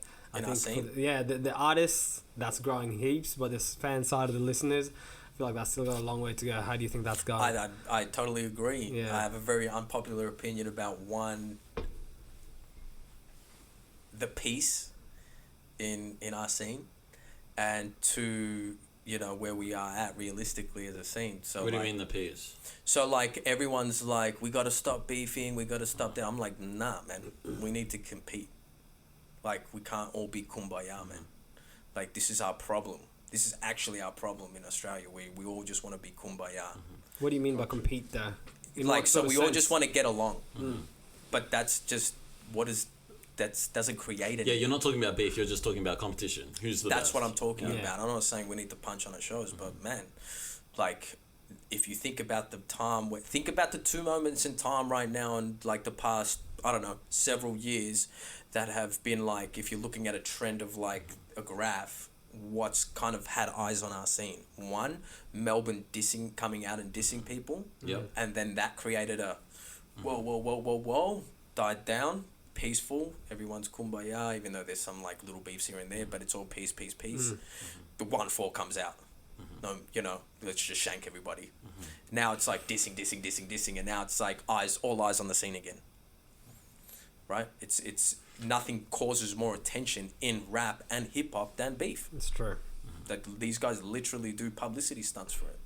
Do you know what I'm saying? I wasn't I for want- publicity stunts, but I understand them. Well, are 1-4 profiting off beef? Because I think it's more so they're profiting off just maybe the gang culture and just how eccentric their music videos It's are. both. Yeah. They're definitely like 21 districts actually, you know, they're actually dissing another gang, and the other gang is coming back and dissing them back, and now people are like in tune, like, yo, like, so like they're taking sides. You know what I'm saying? Like, and And it's starting to listen to the music. and as it's well. engagement, and Yeah. you know, people are fighting in the comments. They're like, do you know what I'm saying? So yeah, on Instagram, do you know what I mean? So it's they're really doing these things that grab attention. It's like the 6ix9ine, it's the 6ix9ine strategy. You know what I mean? It's just like, it's 50 Cent strategy. Let's just cause. That's why he's always causing beef. It's attention. Money follows attention. That's what I realized. If you got the attention on you, money's gonna come just automatically. You know, I don't know if I know because I'm plugged in. You know what I'm saying? But like 1-4, like, and you guys may know this, but like they sold out shows in Brisbane, and it was like 2,000 people, bro. Shit. Yeah. They sold out 2,000 people. Like, who's doing that? Yeah. It's tension. Do you know what I'm saying? Can they come here do that? I'm not sure if they could do that in Melbourne. Maybe 500, Probably, maybe 1,000. yeah. But there's a lot of islanders in Brisbane. You know what I'm saying? So that, you know, they went there with the HP boys. But, you know, I say that because it's like, they're getting all the attention. Why? They're beefing. They're talking reckless. Do you feel there's a better way of pushing your music? Or how do you To get push that attention, Or how, you're yeah. Or asking. how do you push your? How do you I'm just- how do you sell your music to get that attention? I'm trying to look for. This is one thing that I learned. See, I'm really in the background trying to learn marketing, promotion, branding stuff over the past year. I'm looking for debater. I'm looking for controversy that still is in my brand. You know what I'm saying? So what can I do as an artist to create controversy that's not shock, that's not taboo, but is debatable? Right? So like a problem. Like that's something debatable. Like, yeah. I'll tell you right now, like, you know, I will say flat out that this is what I believe, and this will cause controversy, but I believe I'm the best rapper in Australia. That's what I honestly believe, that I'm the number one. That's debatable, though. So now if someone was, he's not the best rapper, I reckon I am. You know what I'm saying? That fits in line with my brand, because I honestly believe that no one can go bar for bar with me. You know what I mean? Like, you want to go bar for bar, let's go bar for bar, bro. It was light bars with bars and facts. I took it easy. You know what I'm saying? Like, you didn't swear once. I didn't swear one time. Do you know what I'm saying? And it was a diss song. And I dissed him. Do you know what I'm saying? Like, imagine what I did do. And I won't even. Do you know what I'm saying? But, like, in my mind, this is how I am competitively, you know? And there's a big part of me that I don't want to get along on record with a lot of rappers because I want to compete. Yeah. You know what I'm saying? Like, if I play ball, you know what I'm saying? So it's like, let's play against you. I don't play on your same team. I want to play against you, bro. Where do you stand on collaboration versus competition? What's your stance on that? Yeah, I know. See, Good like, question. It is, because it's like, you know, what happens if the people that you want to, like, challenge want to collaborate? But Renegade, like, you look at it as like a Renegade situation. Like, Eminem and Jay-Z were competing. 100%. Eminem got him, in my 100%. opinion, but it made for a really dope collaboration. Yeah, like, of course yeah. they're going to try and outdo each other. Yeah, but then they can't, like, beef after that. But it's like, Yeah. I would take it like that. I'd be like, yo, can I get on your record and destroy you and steal your fan base? Do you know what I'm saying? Because I want to be put in. I know that iron sharpens iron. So if I'm in a room with another dope spitter, Anson's a dope spitter, you know what I'm saying? I'm like, man, I can't let, like, this young and upstage me. I gotta come correct. He's probably in the mindset like, yo, I can't let Jase just outshine me. I'm gonna come correct. Brings out the best in both of us. Do you know what I'm saying? So if we're just all peaceful and kumbaya and, you know, Is that on the same record? On the same record? same or- record, yeah? same record, we could do that, you know, but like, I come from the era of Pac and Biggie. Come from the, you come from you know, Iggy. It's beef. It's beef. You know what I'm saying? We compete. We compete. We go bar for bar. We go back and forth, and we leave it on record. We don't have to take it off record. Yeah. Do you know what I'm saying? That's what I hope 1/4/21 District are doing. But if I know them, and then they're not. You know what I'm saying? Like, it's other real stuff going on, and it ain't just records. Music, You know. Once upon a time, that was me. It wouldn't have just. It was raps and real stuff. But now it's like, yo, man, if I'm gonna diss you, I'm not gonna say anything really on the diss record that, like, I wouldn't do. Do you know what I'm saying? I'm gonna diss you lyrically at this point. Do you know what I mean? I'm just gonna be really witty with their punchlines, metaphors. That's what people love, man. You know, that's what catches on. People are like left behind with, shit, he really said that. You know, like, it was smart. You know? I didn't say I was gonna hurt Ronald at any point. Yeah. I said it at the end. We could take it to metal bars and bats. We could. But all we needed was bars and facts. Yeah. Do you know what I'm saying? Because I knew. I'm not going to sit there and be like, yo, when I see you, bro, I'm going to smash it out, bro. Why would I do that? I'm not even offended by your bars. Yeah. And you tapped into meme culture a little bit by bringing in in my boy Bangs. Your boy exactly. Bangs. Exactly. That was legendary. It was game over at that point. So, you know what I mean? Like, because really, I'm the boys that know me, I'm comedic. So, like, I'm the dude that's like I will just roast you. Like, if you get on the other end and you know, like, I'm roasting you. But what I want is for you to roast me back. Yeah, that's what I got from it. Like, I heard, like, this is a competition thing. Like, let's see what you got. Yeah, let's go, man. Let's go back and So forth. you must have felt a type of way when he gave bars to Lazy J, didn't give them to you then. Nah, because I felt like, actually, the first time he comes out and says, Little Jase GMC, once upon a time it was you guys that I envied, now I'm making sure that you'll never forget me. So I was like, cool, that's not a diss, that's homage. Yeah, right? it is, yeah. But everyone was like, get in. Did it. Then when he fired shots at Lazy J, I was like, well, of course how is he gonna respond to my bars and facts? Because if he does, he's gonna fall flat on his face. You know what I'm saying? At that time, he would have fallen flat on his, like, what is he literally gonna say? So, at that time, it was more like, You got the upper hand. the respect was like, you know better not to come back. So go at Lazy J, because that's a much easier. Did he have a real issue with Lazy J? I'm just not familiar with that. From what I know, no, it was all set up. It was a public right. stuff. That's what I heard. Yeah. You know what I'm saying? But that's what it was. But going back to I just think we need more competition. We need less, like, let's be friends. Like, I mean, you could, I don't say, like, you know what I mean, it's like pretend, but like, if you feel like you want to, like, to be honest, like, I have to stop myself every day from dissing everybody. Like, I don't know if I feel like that as a rapper. Wake up, like bro, like, this, do you know what I'm saying? Like, Yeah, like yeah. 1-4 come up, I'm like, damn, I'm gonna diss everybody. I'm gonna diss all 1-4 members. I'm gonna diss 21 Rich. I'm gonna diss everybody. But I'm like, that's my competitive side. Do you know what I'm saying? But I'm like, I might be really good friends with these guys if I meet them. You know what I'm saying? The other thing that I've actually been thinking of that's holding me back from firing shots because I'm competitive, you know, someone I want to fire shots at, like a Chillin' It. Do you know what I mean? Because I'm like, oh, here we go. That'd be dope. Little Jase versus Chillin' It would be crazy. You know And what I mean? Chillin' It got bars as He's well. got bars. Do you know what I mean? It'd be a good fight. Yeah. You know what I mean? It'd be a good fight. So, but, you know, I sometimes think, I'm like, damn, what happens if these, you know, because I know for a fact that, like, your 1-4s, your 21s, your HB boys, I know they know me. Do you know what I'm saying? I know they know me through that whole beef that happened.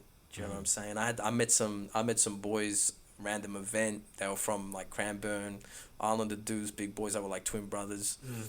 And we were at an event, and they're like, hey, bro, are you that rapper that, like, this, like, Melbourne? I was like, yeah, that's me, bro. I'm like, they're like, oh, that's crazy. I'm like, why, is Melbourne your boy? And they're like, yeah, like, I was just like, why, is Melbourne your boy? And they're like, oh, no. I'm like, no, it's cool if it is, bro. Like, what it is, what it is. I just put it on him straight away. He's like, no, it's cool. Like, I'm like, yeah, no, I just want to know. I'm like, yeah, no, we just wanted to know, like, we seen you. Yeah, so I know that they know me, and I'm like, I think, what happens if they, I don't know, what happens if they, I was just thinking about this the other day. What happens if they look up to me? What happens if they, like, have some... You know what I'm saying? Like, what happens if they want to connect and network, like, and I go diss them, and they're like, what the hell, man? Like, we never did nothing. Yeah. Do you know what I mean? Like, we did nothing, bro. You know what I mean? And, like, you're firing shots at us. You know what I mean? So, I was thinking about that the other day. I'm like, that's unfair, man. Do you know what I'm saying? So do you feel like it's a fine line? It is, bro, between my competitiveness and, you know, because I know it would be good. Let's just say that if I came out right now next week and did a How to Rob 50 Cent, but I made it How to Rap and dissed all the drill guys, dissed Chillin' It, dissed everybody, that'd be pretty hectic. People will tune in for that. Yeah. So this is things that I think about from the marketing point of view. Jase, you should go do this. I'm not saying I won't not do that. I may do that. But, you know, I think about things. You know what I'm saying? Because it's like, that would be a great thing. That's how 50 came up. That's how 50 came up. You know, I've been waiting. You don't understand. I've been waiting for a very long time, 15 years at that, to have a scene that I could come out and I feel people are worthy to diss. Yeah. You know what I'm saying? Prior to this, who am I coming out and dissing, bro? Like, what the hell? Like, if it's just not fair. Like, who am I going to diss? But yeah, there's... AU dollars rappers, am I gonna go diss that? I'm not. You know what I'm saying? No shots at AU dollars, but we're different class. You know what I'm saying? I'm a real street dude. You know what I mean? So if there's other real street dudes getting in the game, I'm like, oh, here we go. You know, competition. If I just diss a mumble rapper, like Jase, relax, man. Like, why are you picking on him for? Yeah. You know what I mean? Like, that's how I feel. So I've been waiting for a very long time to get into a position to do a How to Rob. Yeah. But How to Rob was I guess I don't know who took it seriously, like as far as responses and stuff like that. But it was a whole joke. It's comedic. Yeah. I would literally do it on that. Yeah. You know what I'm saying? But like, they might take offense to it. They might do this. Maybe I want them to do that. I don't know. Or what about a Kendrick Lamar control route? That too is another thing. You know what I mean?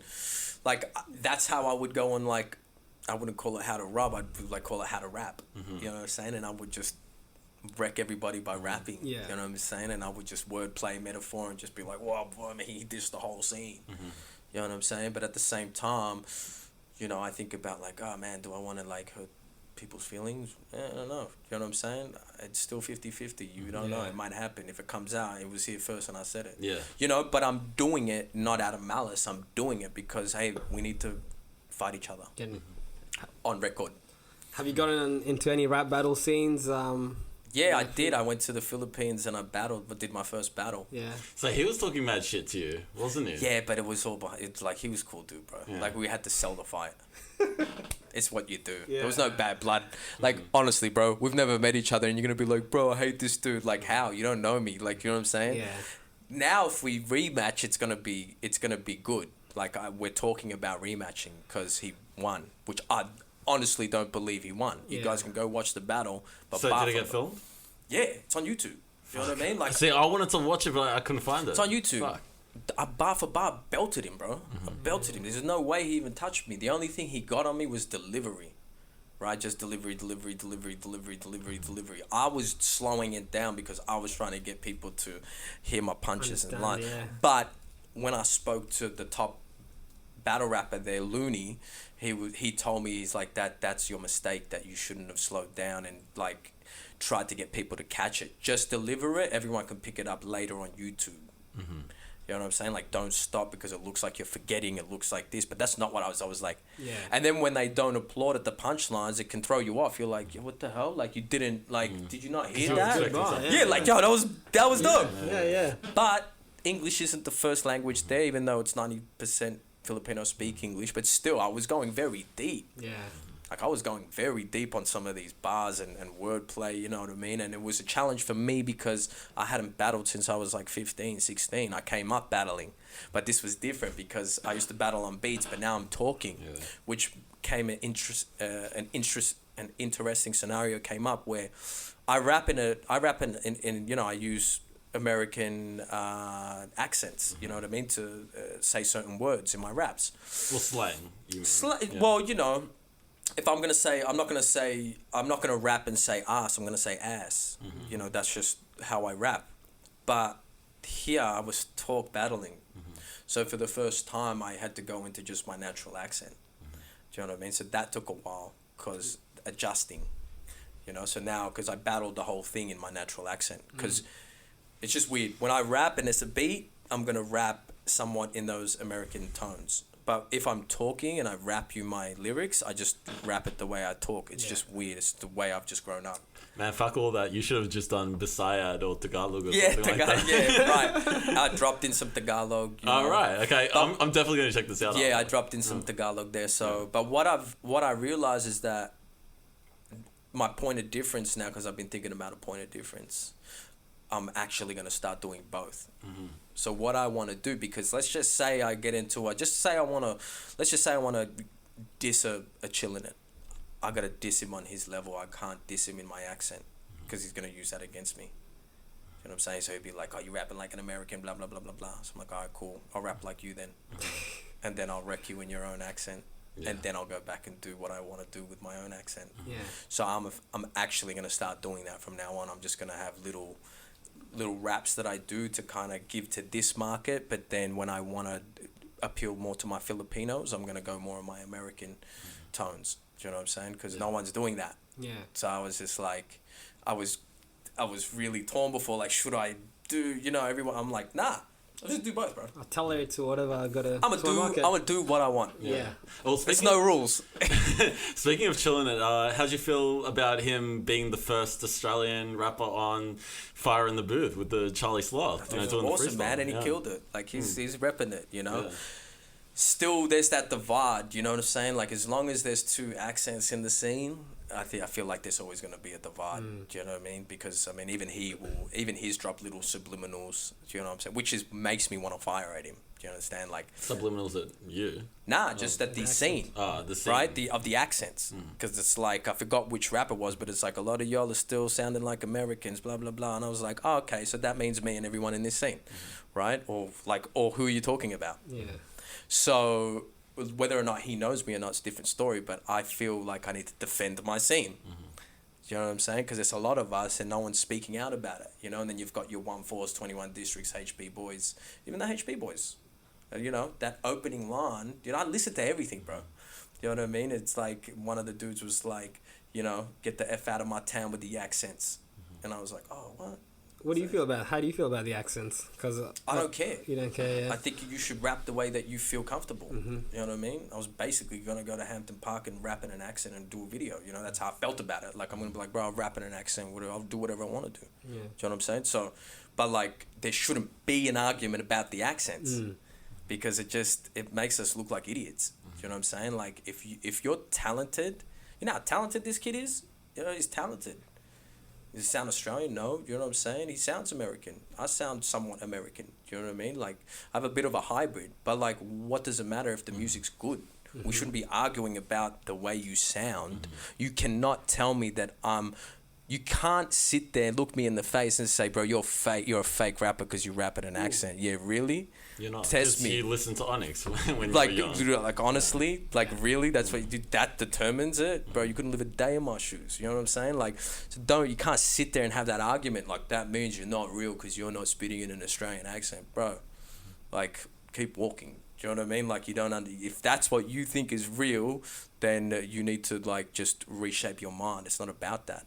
If you feel comfortable rapping in whatever, you know what I mean? A lot of the drill music is Aussie English. You know what I'm saying? It's Aussie British. You know what I'm saying? It's not all the way Aussie. They're like, it's Aussie, they're spitting Aussie. No, it's not, man. It is Aussie mixed with a British accent because that's where they're getting it from. There's a lot of grime stuff sort of coming down as well in Melbourne. Grime style music, yeah. I could literally point to you out where it is British. You know what I mean? I don't got nothing wrong with that. I think it sounds cool. You know what I'm saying? Like, I rap with American influences.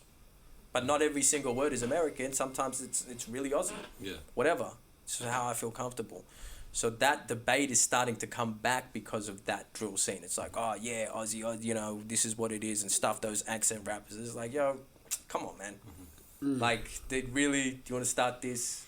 And then I feel like who is going to represent the accent rappers? Here, I don't know besides myself. Well, it's just a dead conversation. It's a conversation that's been had for many it's years. been before me.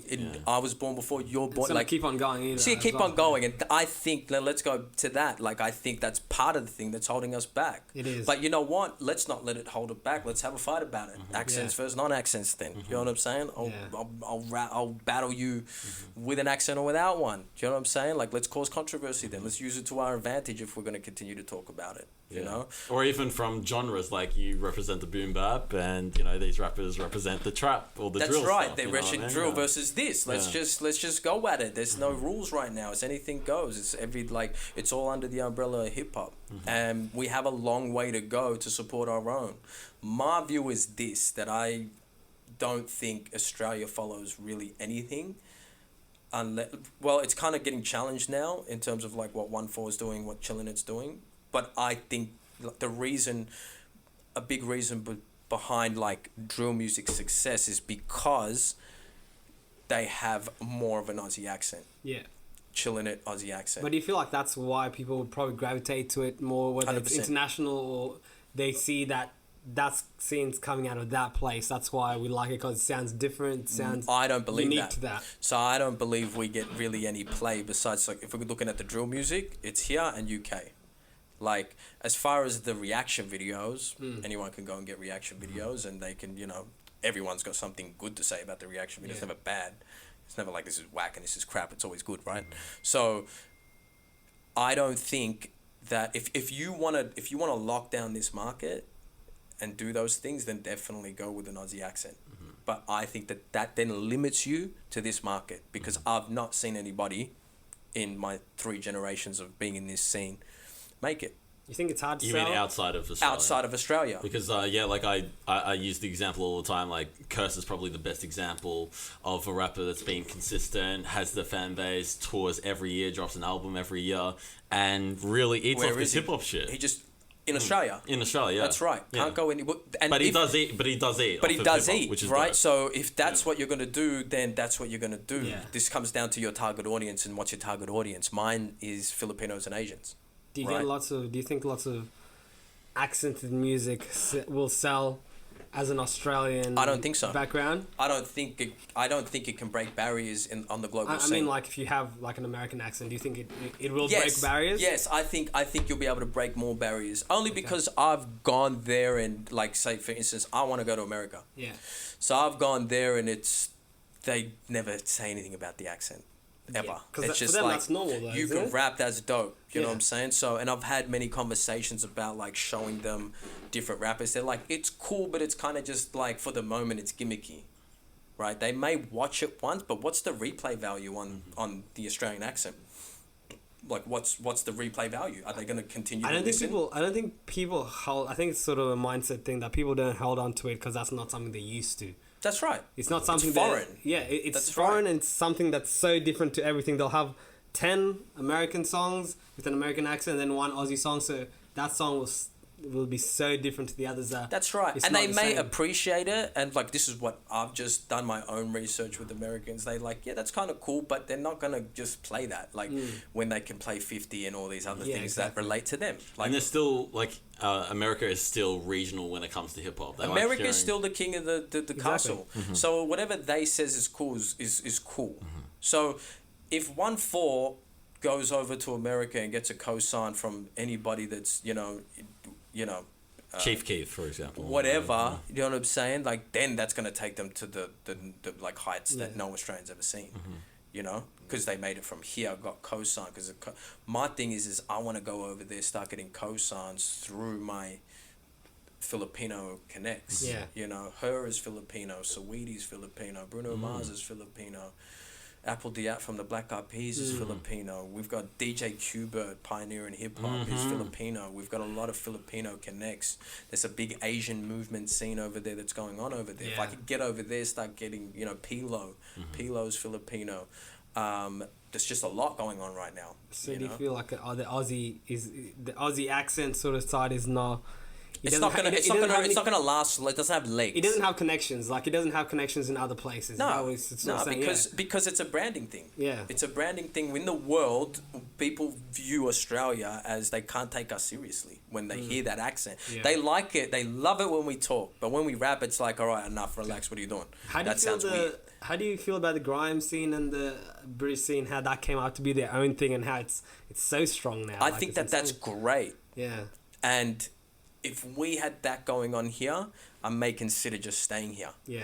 But the fact that we've There's only got nothing like 24 million in Australia, it's the true. fact that we're so far behind in everything, the fact that we don't have UK numbers and a UK culture and Europe to support that, You know, disconnected and so much. we're so, and that they are the second coolest kid in the class in the world. Do you know what I'm saying? Like, it's America, UK. Where's Australia on the cool kid list? We're not there. Yeah. We're the kid in class that everyone's cool with, but, you know, nothing's... If whatever we say is like, shut up, Australia, so, like, no one's talking to you. Do you know what I mean? It is the way it is. America runs it, and we copy everything. You know what I'm Yeah. saying? As much as Australians don't want to give it up, that's what we do, bro. Americans copy Americans. Like, That's New York, what they do. You know how weird it Yeah. is when I went there? It's like, it's just when I first went there for the first time, it's like, you're in LA and they're wearing like LA, Cali. They rep their own things and then they're listening to their own music. It's weird. You're like, that's really up yourselves, guys. But we But don't it's do like, that, yeah. who else is gonna? Why would Yeah. they bump anybody else? Exactly. They're the cream of the crop. Of course, we're gonna rep LA. We're from LA. What do? We sit here and rep LA. You know, we're with the LA hats. We're with LA this. You know what I'm saying? Yeah. We're so influenced by it. But it is what it is. You know what I mean? Like, it ain't a true. bad thing. It's just, it's always gonna be like that.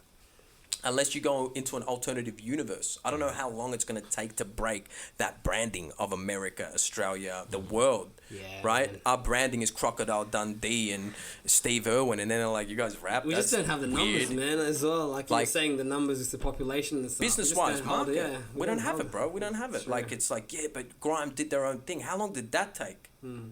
Like, Grime's not a new thing, bro. It's an old thing. Yeah. And they're just really getting it now. And they're still not touring in America. Like, they go for a little bit, but again, legs, bro. Like, are they how often are they doing tours in America? Yeah, it's mainly festival shows and stuff like that. Here and there. You know what I'm saying? But like, they're getting their bread over there to a point where they don't need to go to America. That's true. That's Cool. true. Yeah. But is there enough bread for us and to eat here? Nah, then you've got to think outside the box, you know? Because if there was, then we'd all be, a lot of people should be eating right now. Yeah.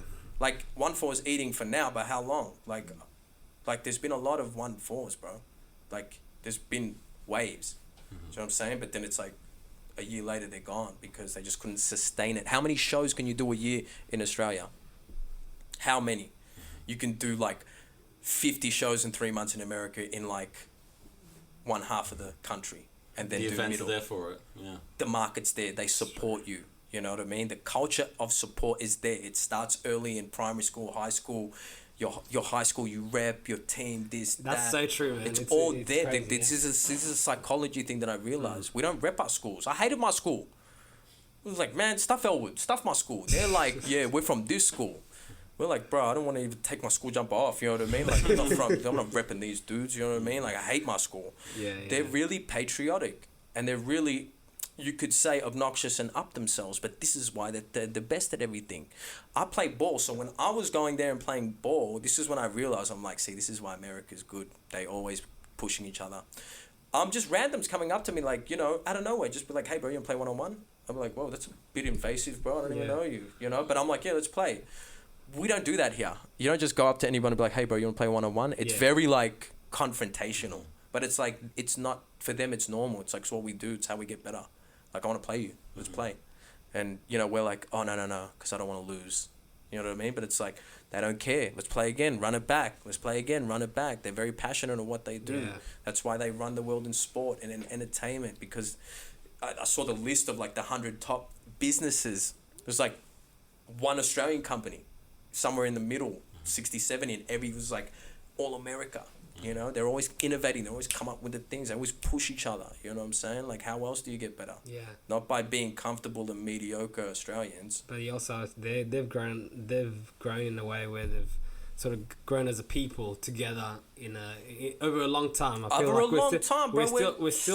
We're a young country, bro. We're a young country, and there's still so many people who come from different places, and still we like I say, we don't have that connectivity as a country just yet. We're still a lot of different people in one country. We're not one country. That's I'd right. Say, sort of That's thing. right. And it's like, how long till we actually start, I don't know, being patriotic about our high schools? Because you think about it, there's not many people who are patriotic about being Australian. Yeah, do you know what I'm saying? everyone's Until we leave Australia. Yeah, it's true. Once you leave, everyone's Then it's like, I'm Australian. Yeah. But if I ask you, yo, So true. It's an Australian It's a thing. question I ask If I everyone. ask you, I go, hey man, where you from? Like, Yeah. you'll be like, your suburb. I'm like, Yeah. oh yeah. And so what's your background? You know what I mean? You're not gonna tell me Australian. Yeah. You're gonna tell me your. But that's not what people think here, though. That's not what people think when they say here. But yeah, we've grown up. People have been grown up to think, you know, we're not really Australians. We're from here, but we live in Australia. That's you right. know? Yeah. We just inhabit this place. But we're not, we we're just not inhabit. here. Yeah, exactly. I'm Filipino Scottish. Yeah.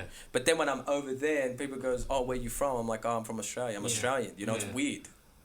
Like, it's weird. You know what I mean? Like, it's just a psyche thing. Like, I don't know why we're like this. Yeah, I You don't know know? either. Yeah, But like, I'm very proud to be Australian when I'm out of Australia. Yeah. But I'm As very, we all are, as yeah. we all are. But when I'm here, I'm like, man, I am Filipino Yeah. and Scottish. nah, bro. But I always push it. You know, it's always a conversation I have with people that people are not proud enough of their country. Like when I know I've only been here for like 10 years now, but I always say I'm Australian just because I feel like this country has given. You're definitely Australian. Yeah, it's given us 100%. so much. You know, the way we live and we act. It's an Australian culture. You know, you might have your own little background and stuff, but the way you are, it's not the way people live in the Philippines or in Scotland or whatever. You have been brought up in an Australian community sort of thing. Yeah. And not enough people appreciate that in a Yes. sense. You know, it's the Yes. appreciation part of it that I don't really, you know, don't 100%. fuck with so much. Yeah. Especially if you come from a worse off country. Yeah, and you're like, yo, exactly. this country's the bomb. Exactly. Yeah, we've talked about on this podcast when he goes back to Kenya, they look at him weird. Yeah, they You look know at what I me. mean? They look at me as a foreigner, even just by looking at me. Not even. Yeah. You know, I've just. And then they think money falls from trees with you. Yeah, but I've changed so much, and I've just like adapted to the way I live here. People live here, and I like the Western way. You wouldn't trade and it. stuff like that. But I also like the developing countries ways, and me and Alex have had so many conversations with the podcast how people seem to be happier and they're more 100%. content with life in developing With countries less. because they just know what they have and what means a lot to them. Yeah. And that's something we lose a lot on here, and that's something I really value about those countries. 100%. And yeah, but That's the roots. But we're Australians, man. Like the way we live now, we couldn't live elsewhere unless we really changed. Have you guys watched Narcos before? Nah. Nah, it's not the So anyway, like there was this part in Narcos where the cop wants to move because it's a career change, and he's like, if I stay here, it's career suicide. you know, and I was just like, at that point in time, I was like, yo, that's how I feel about Australia with my career. If I stay here, it's career suicide. I cannot wait for Australia to catch up to like the timing of where it needs to be. I don't know. I could be waiting forever. So I need to figure out how I can make my career work, which is, prior to this, I was all about making it in Australia, but now it's like, no, I need to migrate for my career. For any other, if I was just working a 9 to 5, great. It works. Australia's the place. Yeah. I can climb, do all that. But I'm a rapper in a country that doesn't have its own culture for like, you know, we're still growing it. It's new. Like we don't have the support systems. We don't have things in place to really help like rappers, you know what I'm saying? Like, or anything in hip hop. So I was like, cool, the best thing that I can do for Australia is go over there and make it. Do you know what I'm saying? So and promote the name. And promote that name and wave the Aussie flag, you know what I'm saying? And put it there. And I'm not being an American by rapping with American tones. I'm doing that in a way to market myself so they listen to me and have familiarity with it. And I can be like, when I'm on a breakfast club or whatever, they're like, oh, what? You're like, you got an accent. Where's that from? I'm like, oh, it's Australia. They're like, damn, you're from Australia? You know what I'm saying? If I need to kind of sneak in the door that way and do those things, do you know what I'm saying? So that's what I'll do. You know, and the best thing that I could do for Australia is go over there, put us on the map and do a Ben Simmons. That's true. You know what I mean? Because everything that gets co-signed by America, Australia just automatically follows. You know, I used to watch Ben Simmons play ball in MSAC just training. You know what I'm saying? Like, years ago. I was like, that he's good. Like he's, you know, don't know. Just by coincidence, or did you know about him prior? No, I didn't know about him. I just, you know, knew he was like really good. Knew the like, name, yeah, this kid's probably going to college. Blah blah. I've played with a lot of college players. Like, yeah, he's going, and you know, it's Ben Simmons. You know what I'm saying? I'm like, whoa, like he's number one draft. Like what the, you know? And now he's bigger. He's larger than life because of the brand. Now it's a brand. Like he's a Philadelphia 76er. He's from Melbourne. He's now branded. Yeah. You know, if you know, if 50 Cent was, or, you know, or Dr. Dre or whatever was going to grab me, co-sign me, and sign me to a label, my brand and equity would automatically be like, boom. They'd be like, damn, Jase is like the best rapper ever. That may not be the truth, but that's now the perception. Yeah. Like if he got signed by, you know what I mean? So I realized, I need to go and I need to play in the NBA and I need to get recognized. And that's going to do well for the NBL. Because anytime the NBL connects itself to the NBA, it's always good. And that's what's been happening. That's another conversation for another podcast. But you hear how he speaks, man. The way every time he's on an interview and something, he'll always bring up Australia or bring up something about Australia, which is always great because you don't see lots of people do that. Because Iggy's not doing that. Yeah. You know, and she probably doesn't want to do that. Whatever.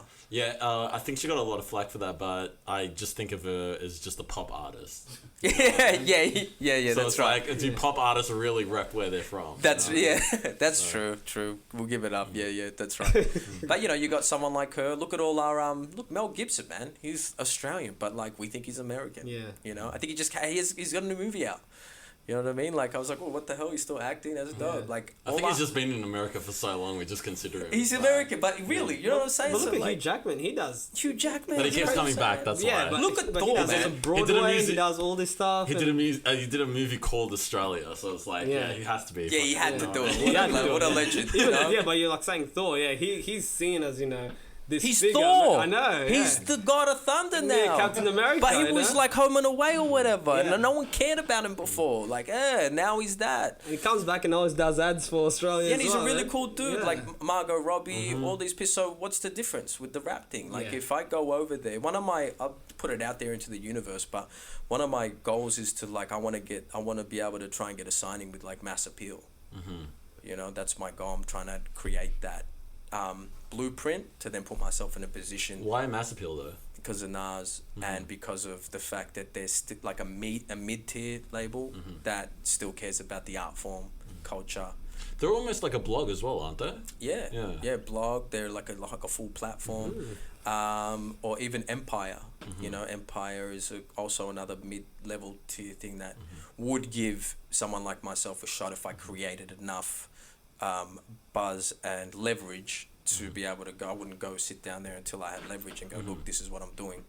So I'm working on all these things in the background to package myself to then have that sit down and try and go, hey man, do you know what I'm saying? If I could get signed by you guys, like this is how it would work and this is what it would do for our culture back home. And there's no one being signed, you know, except for like Kid Leroy, you know what I'm saying? But like I don't know what's going on there. Yeah. It's a signage, and then again, like is like anything gonna happen? I don't know. I've seen this before. Yeah.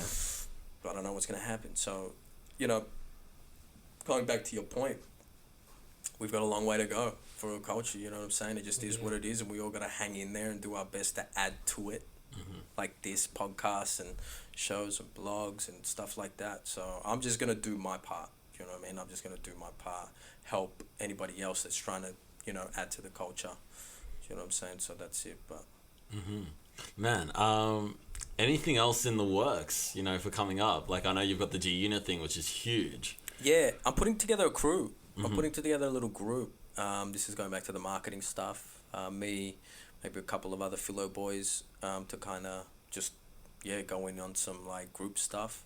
Seems like everyone's doing the group thing right now, and it feels like if you're not doing the group thing, then you can't get eyes on you. So I'm like, all right, maybe I need to adapt and, you know, not be stuck in a group, but like use it as leverage. You know what I'm saying? If there's 4 of us, then we all promote. Yeah, another outlet as well. Yeah, when we're all at a show, it's 4 on stage, it's better. Yeah, and not just 4 people in the group. You need 50 other people in the background. In the background, exactly. You know, so like if you bring 20 and you bring 20, and you bring 20 and I bring 20, there's 100, like 80 dudes in a clip. You know, so. Exactly. But yeah, we're trying to come on a different vibe. You know what I mean? But like to pull it together on some like, I don't know, potentially a Tribe Called Quest or like, you know, something, just a different vibe. Everyone's going so gangster right now. I don't want to do that. Do you know what I mean? So I want to position myself in a different space where it's like, I'm just different. I'm that different house on the block I'm able to stand out, which is also part of the Mass Appeal Empire plan that I'm doing a lot of things behind the scenes.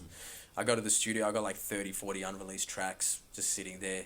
You know what I'm saying? Like just, you know, just perfecting my craft. Something with artists and unreleased tracks, man. I just never wanted to put Did you know Taylor Swift just wrote for 4 years and like just perfected her craft and didn't release nothing for 4 years? I just heard that the other day. I was from her manager. I was watching him. And I was like, see, you know, sometimes you need to really take a step back. Especially someone like me, man. I've put out a lot, and it's like, you know what? Maybe I should have a business plan of how I can get from here to there, not just drops. That's my other issue, dropping records and not knowing what to do after it. I didn't know what to do after Bars and Facts, but that would have been a great time to do something. Yeah. You know what I'm saying? To capitalize on the moment. I wasn't ready. I was just throwing it out there, and then it shot up. You know what I'm saying? So other artists out there, it's cool to just drop, but I mean, you should have a plan. 12, 24 months, have something, like create something, a strategy.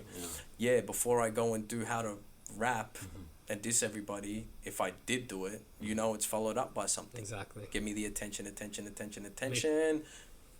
Project, you know, it is what it is. You know, I didn't really think about those things before, but my plight is to other rappers is think this stuff through, and if you have people on your team that are trying to guide you in that and trying to like maybe not stop you from releasing stuff, but go, hey, you've got some really good songs here, maybe save those for more of an audience, do that. It's not a bad thing. Do you know what I'm saying? Like, it doesn't mean they're trying to hinder you, stop you from doing it. But I mean, I got one of my little homies, he's got some hits in the bag. I'm like, bro, you could release this, but once you release it, it's out, and then like, what next? Or we could build up, get an audience, and then you could drop this, and it, you know, what's better, drop it when you have 1,000 or drop it when you have 50,000? You know what I mean? I just think your art is worthy of 50,000. That's what I think.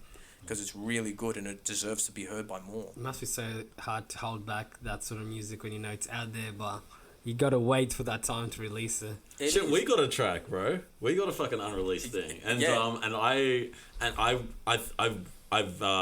want to do like an original track with it as opposed to like a remix, which is why I kind of been holding on to it. But like once it's fucking ready, like we'll fucking set it off. You know what I mean? Whenever you want to do something, we do it. But like patience. It's nothing wrong. You gotta have patience sometimes. You know what I'm saying? Like, you can have your little throwaways. That's why I do free mixes and stuff like that. I slowed down on the free mixes because Facebook started doing the copyright thing. You know. But you know, you could do that. Do little free mixes, do little raps on IG, whatever. But like, keep your good stuff until like, you know, it's ready, man. Because sometimes you're really good at what you do. You work really hard at your craft, and your music deserves to be heard by more people. Do you know what I mean? Because it's hard to just recycle a song. You know what I mean? Like, it's like, oh, he already released that. Like, why is he doing that again? You know what I'm saying? So if you could lead up and be like, all right, this is the heavy hitter. Let's release. How to rob, how to rap, you know, drop it. You know what I'm saying? Like, all eyes on you. Get the best song heard. You know, it's strategy. Stuff that I don't think most artists do because they're young and they just want to rap and make music. But I don't think there's enough of that. Mentors, things like that. Yeah. And I'm working on those things to bring people, like, to help educate our scene. You know, that's what I realize. We're missing that right now, is education and how to monetize our careers and do all that. And if I can help artists understand what they need to do, not from me, but hearing it from people that are professionals, you know, that's my give back to the culture of, like, you want to do this thing for real? Listen to these guys, man. They know how to do it. They've been doing it, so they could give you some knowledge. You know, that's my way of also uplifting the culture and speeding up this process of our culture, man. So I was going to ask if you wanted to leave with any last words, but those words were really good. Yeah. That's it. Before we leave you, one last question. Yeah. You have a song called Happy on Spotify. Oh yeah, Happy. For you, I know you've probably had a journey now where you've moved from this side of life to now where you are at the moment. For you, what's your definition of happiness and your journey to happiness? What do you think that entitles? That's a good question. I'm trying to go back into that song, Happy is a State of Mind. I actually took that chorus from Homebrew, NZ rapper. Okay. Right? And he had a song called Misery. Misery's a mate of mine, something. He was being depressive about it. Yeah. But I was like, nah. Turned around. I'm like, nah, man. Like, I'm happy. Happy is a state of mind. I'm feeling fine. Happy is a mate of mine. He was like, misery is a mate of mine. I'm like, nah, I'm not I'm not the depresso guy. So that's what I did. And for me, happiness is a choice. That's really what it is. So you can choose to be happy. That's what I realized.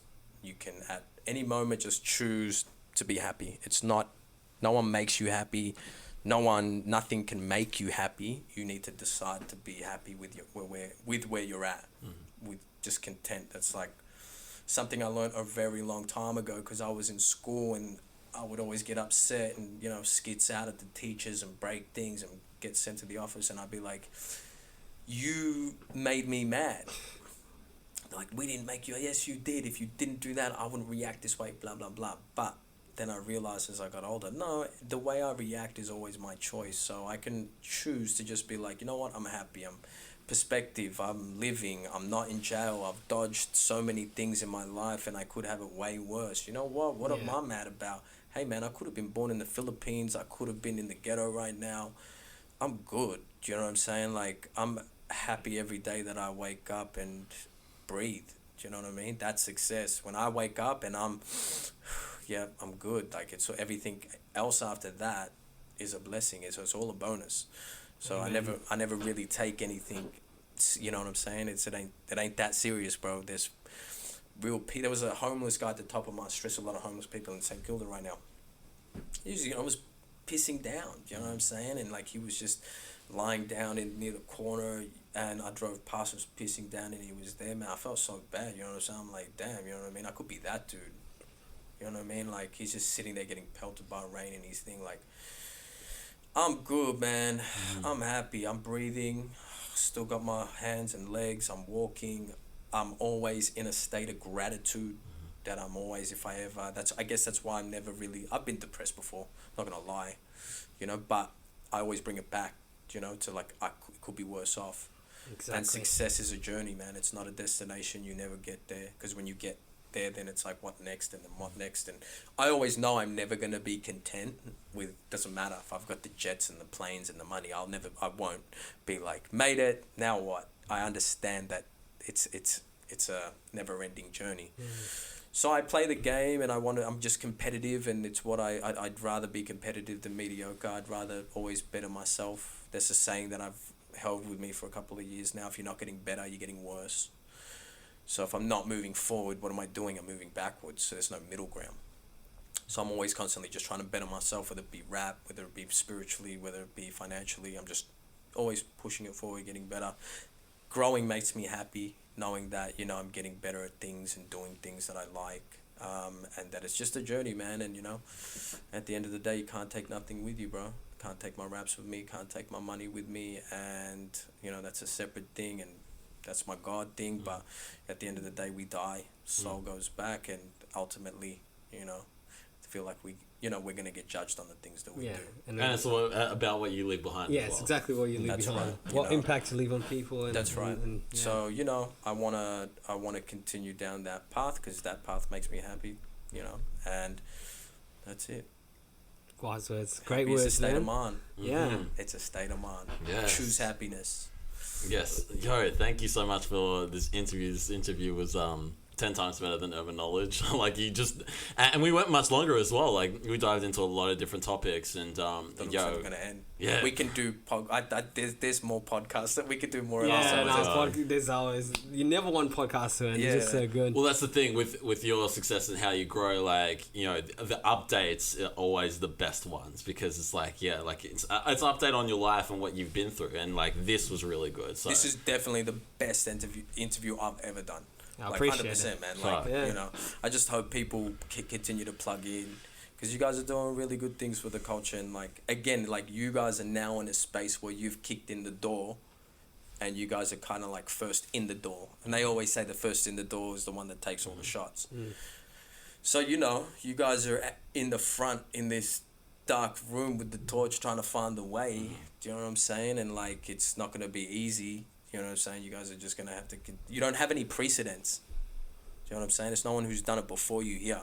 Like, is there a precedence? You know? No, that we know of. That's why we started the platform. That's right. So you guys are in front, and you guys carry that burden of being pioneers. Do you know what I'm saying? And that's what you guys are. You need to know that in this podcast arena in Australia. You know, that's why I realized I'm a pioneer. I'm like, oh, okay, cool. So I was kicking in doors for people and, you know, finding out, like, does this work? Does that work? Trial and error. You know what I mean? And then all of a sudden some kid comes along and does it in one go, and I'm like, son of a... all good. You know what I mean? It is what it is, different timing. But just keep persevering, guys. You know what I'm saying? Keep growing. That's all I can say. I don't want to see you guys not doing this. You know what I mean? I would love to see you guys, like, doing bigger, better, do you know what I'm saying? Like, just like on a different level. I'm like, yo, I was there at the start. You know what I mean? It was Urban Knowledge, and then it was this. Yeah, and now Urban look Knowledge. at them, man. They're doing, like, you know, the stadium with 5,000 people, a live podcast. Yeah. Whatever, you know what I'm saying? So, perseverance is the key. Yeah, we appreciate you, man. Yeah. You want to wrap things up, man? Do you want to plug anything, any of your socials, anywhere we can find you, where you can find your music, any shows coming out? Check me out. Little Jase everywhere. LITTLEJASE. Instagram, Facebook. I'm not super active. I will start getting active. I am working on a lot of things in the background, but like, yeah, follow me. It is gonna get busy. Little Jase, YouTube, and that's it, man. Shout out to my Filipinos all around the world. Chuck a Filipino flag in the comments. You Filo, in whatever country you from, chuck that flag up. That's right. That's what it is. Thank you again. Thank you for little Jason and his crew for coming around. We had a great chat. If you want to find us, we're at the Real Melbourne _ on Instagram. You can go to realmelbourne.com to find the MIXSHOWS playlists and the podcast as well. Actually, we have a big event coming up this weekend. Yes. On Saturday, the 14th of September, we have the Mob who hosting Go Loco, which is a bit of an event to pioneer a few Melbourne artists and a scene to also, you know, promote creativity in Melbourne. So if you have nothing to do or you just want to have a good time, come down. You can go to the MobAU _ on Instagram to find the tickets. Yes, and we're sponsoring the event. Talk to them about the t-shirts. Yeah, and we are sponsoring the event. The first 15 people to get there will get our Real Melbourne t-shirts, custom design. First ones by yours truly. But yeah, just check it out if you want to come down. You know, feel free, meet some people, connect, see what it's all about, and finish it off. Appreciate the environment, love one another, and be grateful for everything that you have. Thank you very much. Thanks so much. Cheers, guys.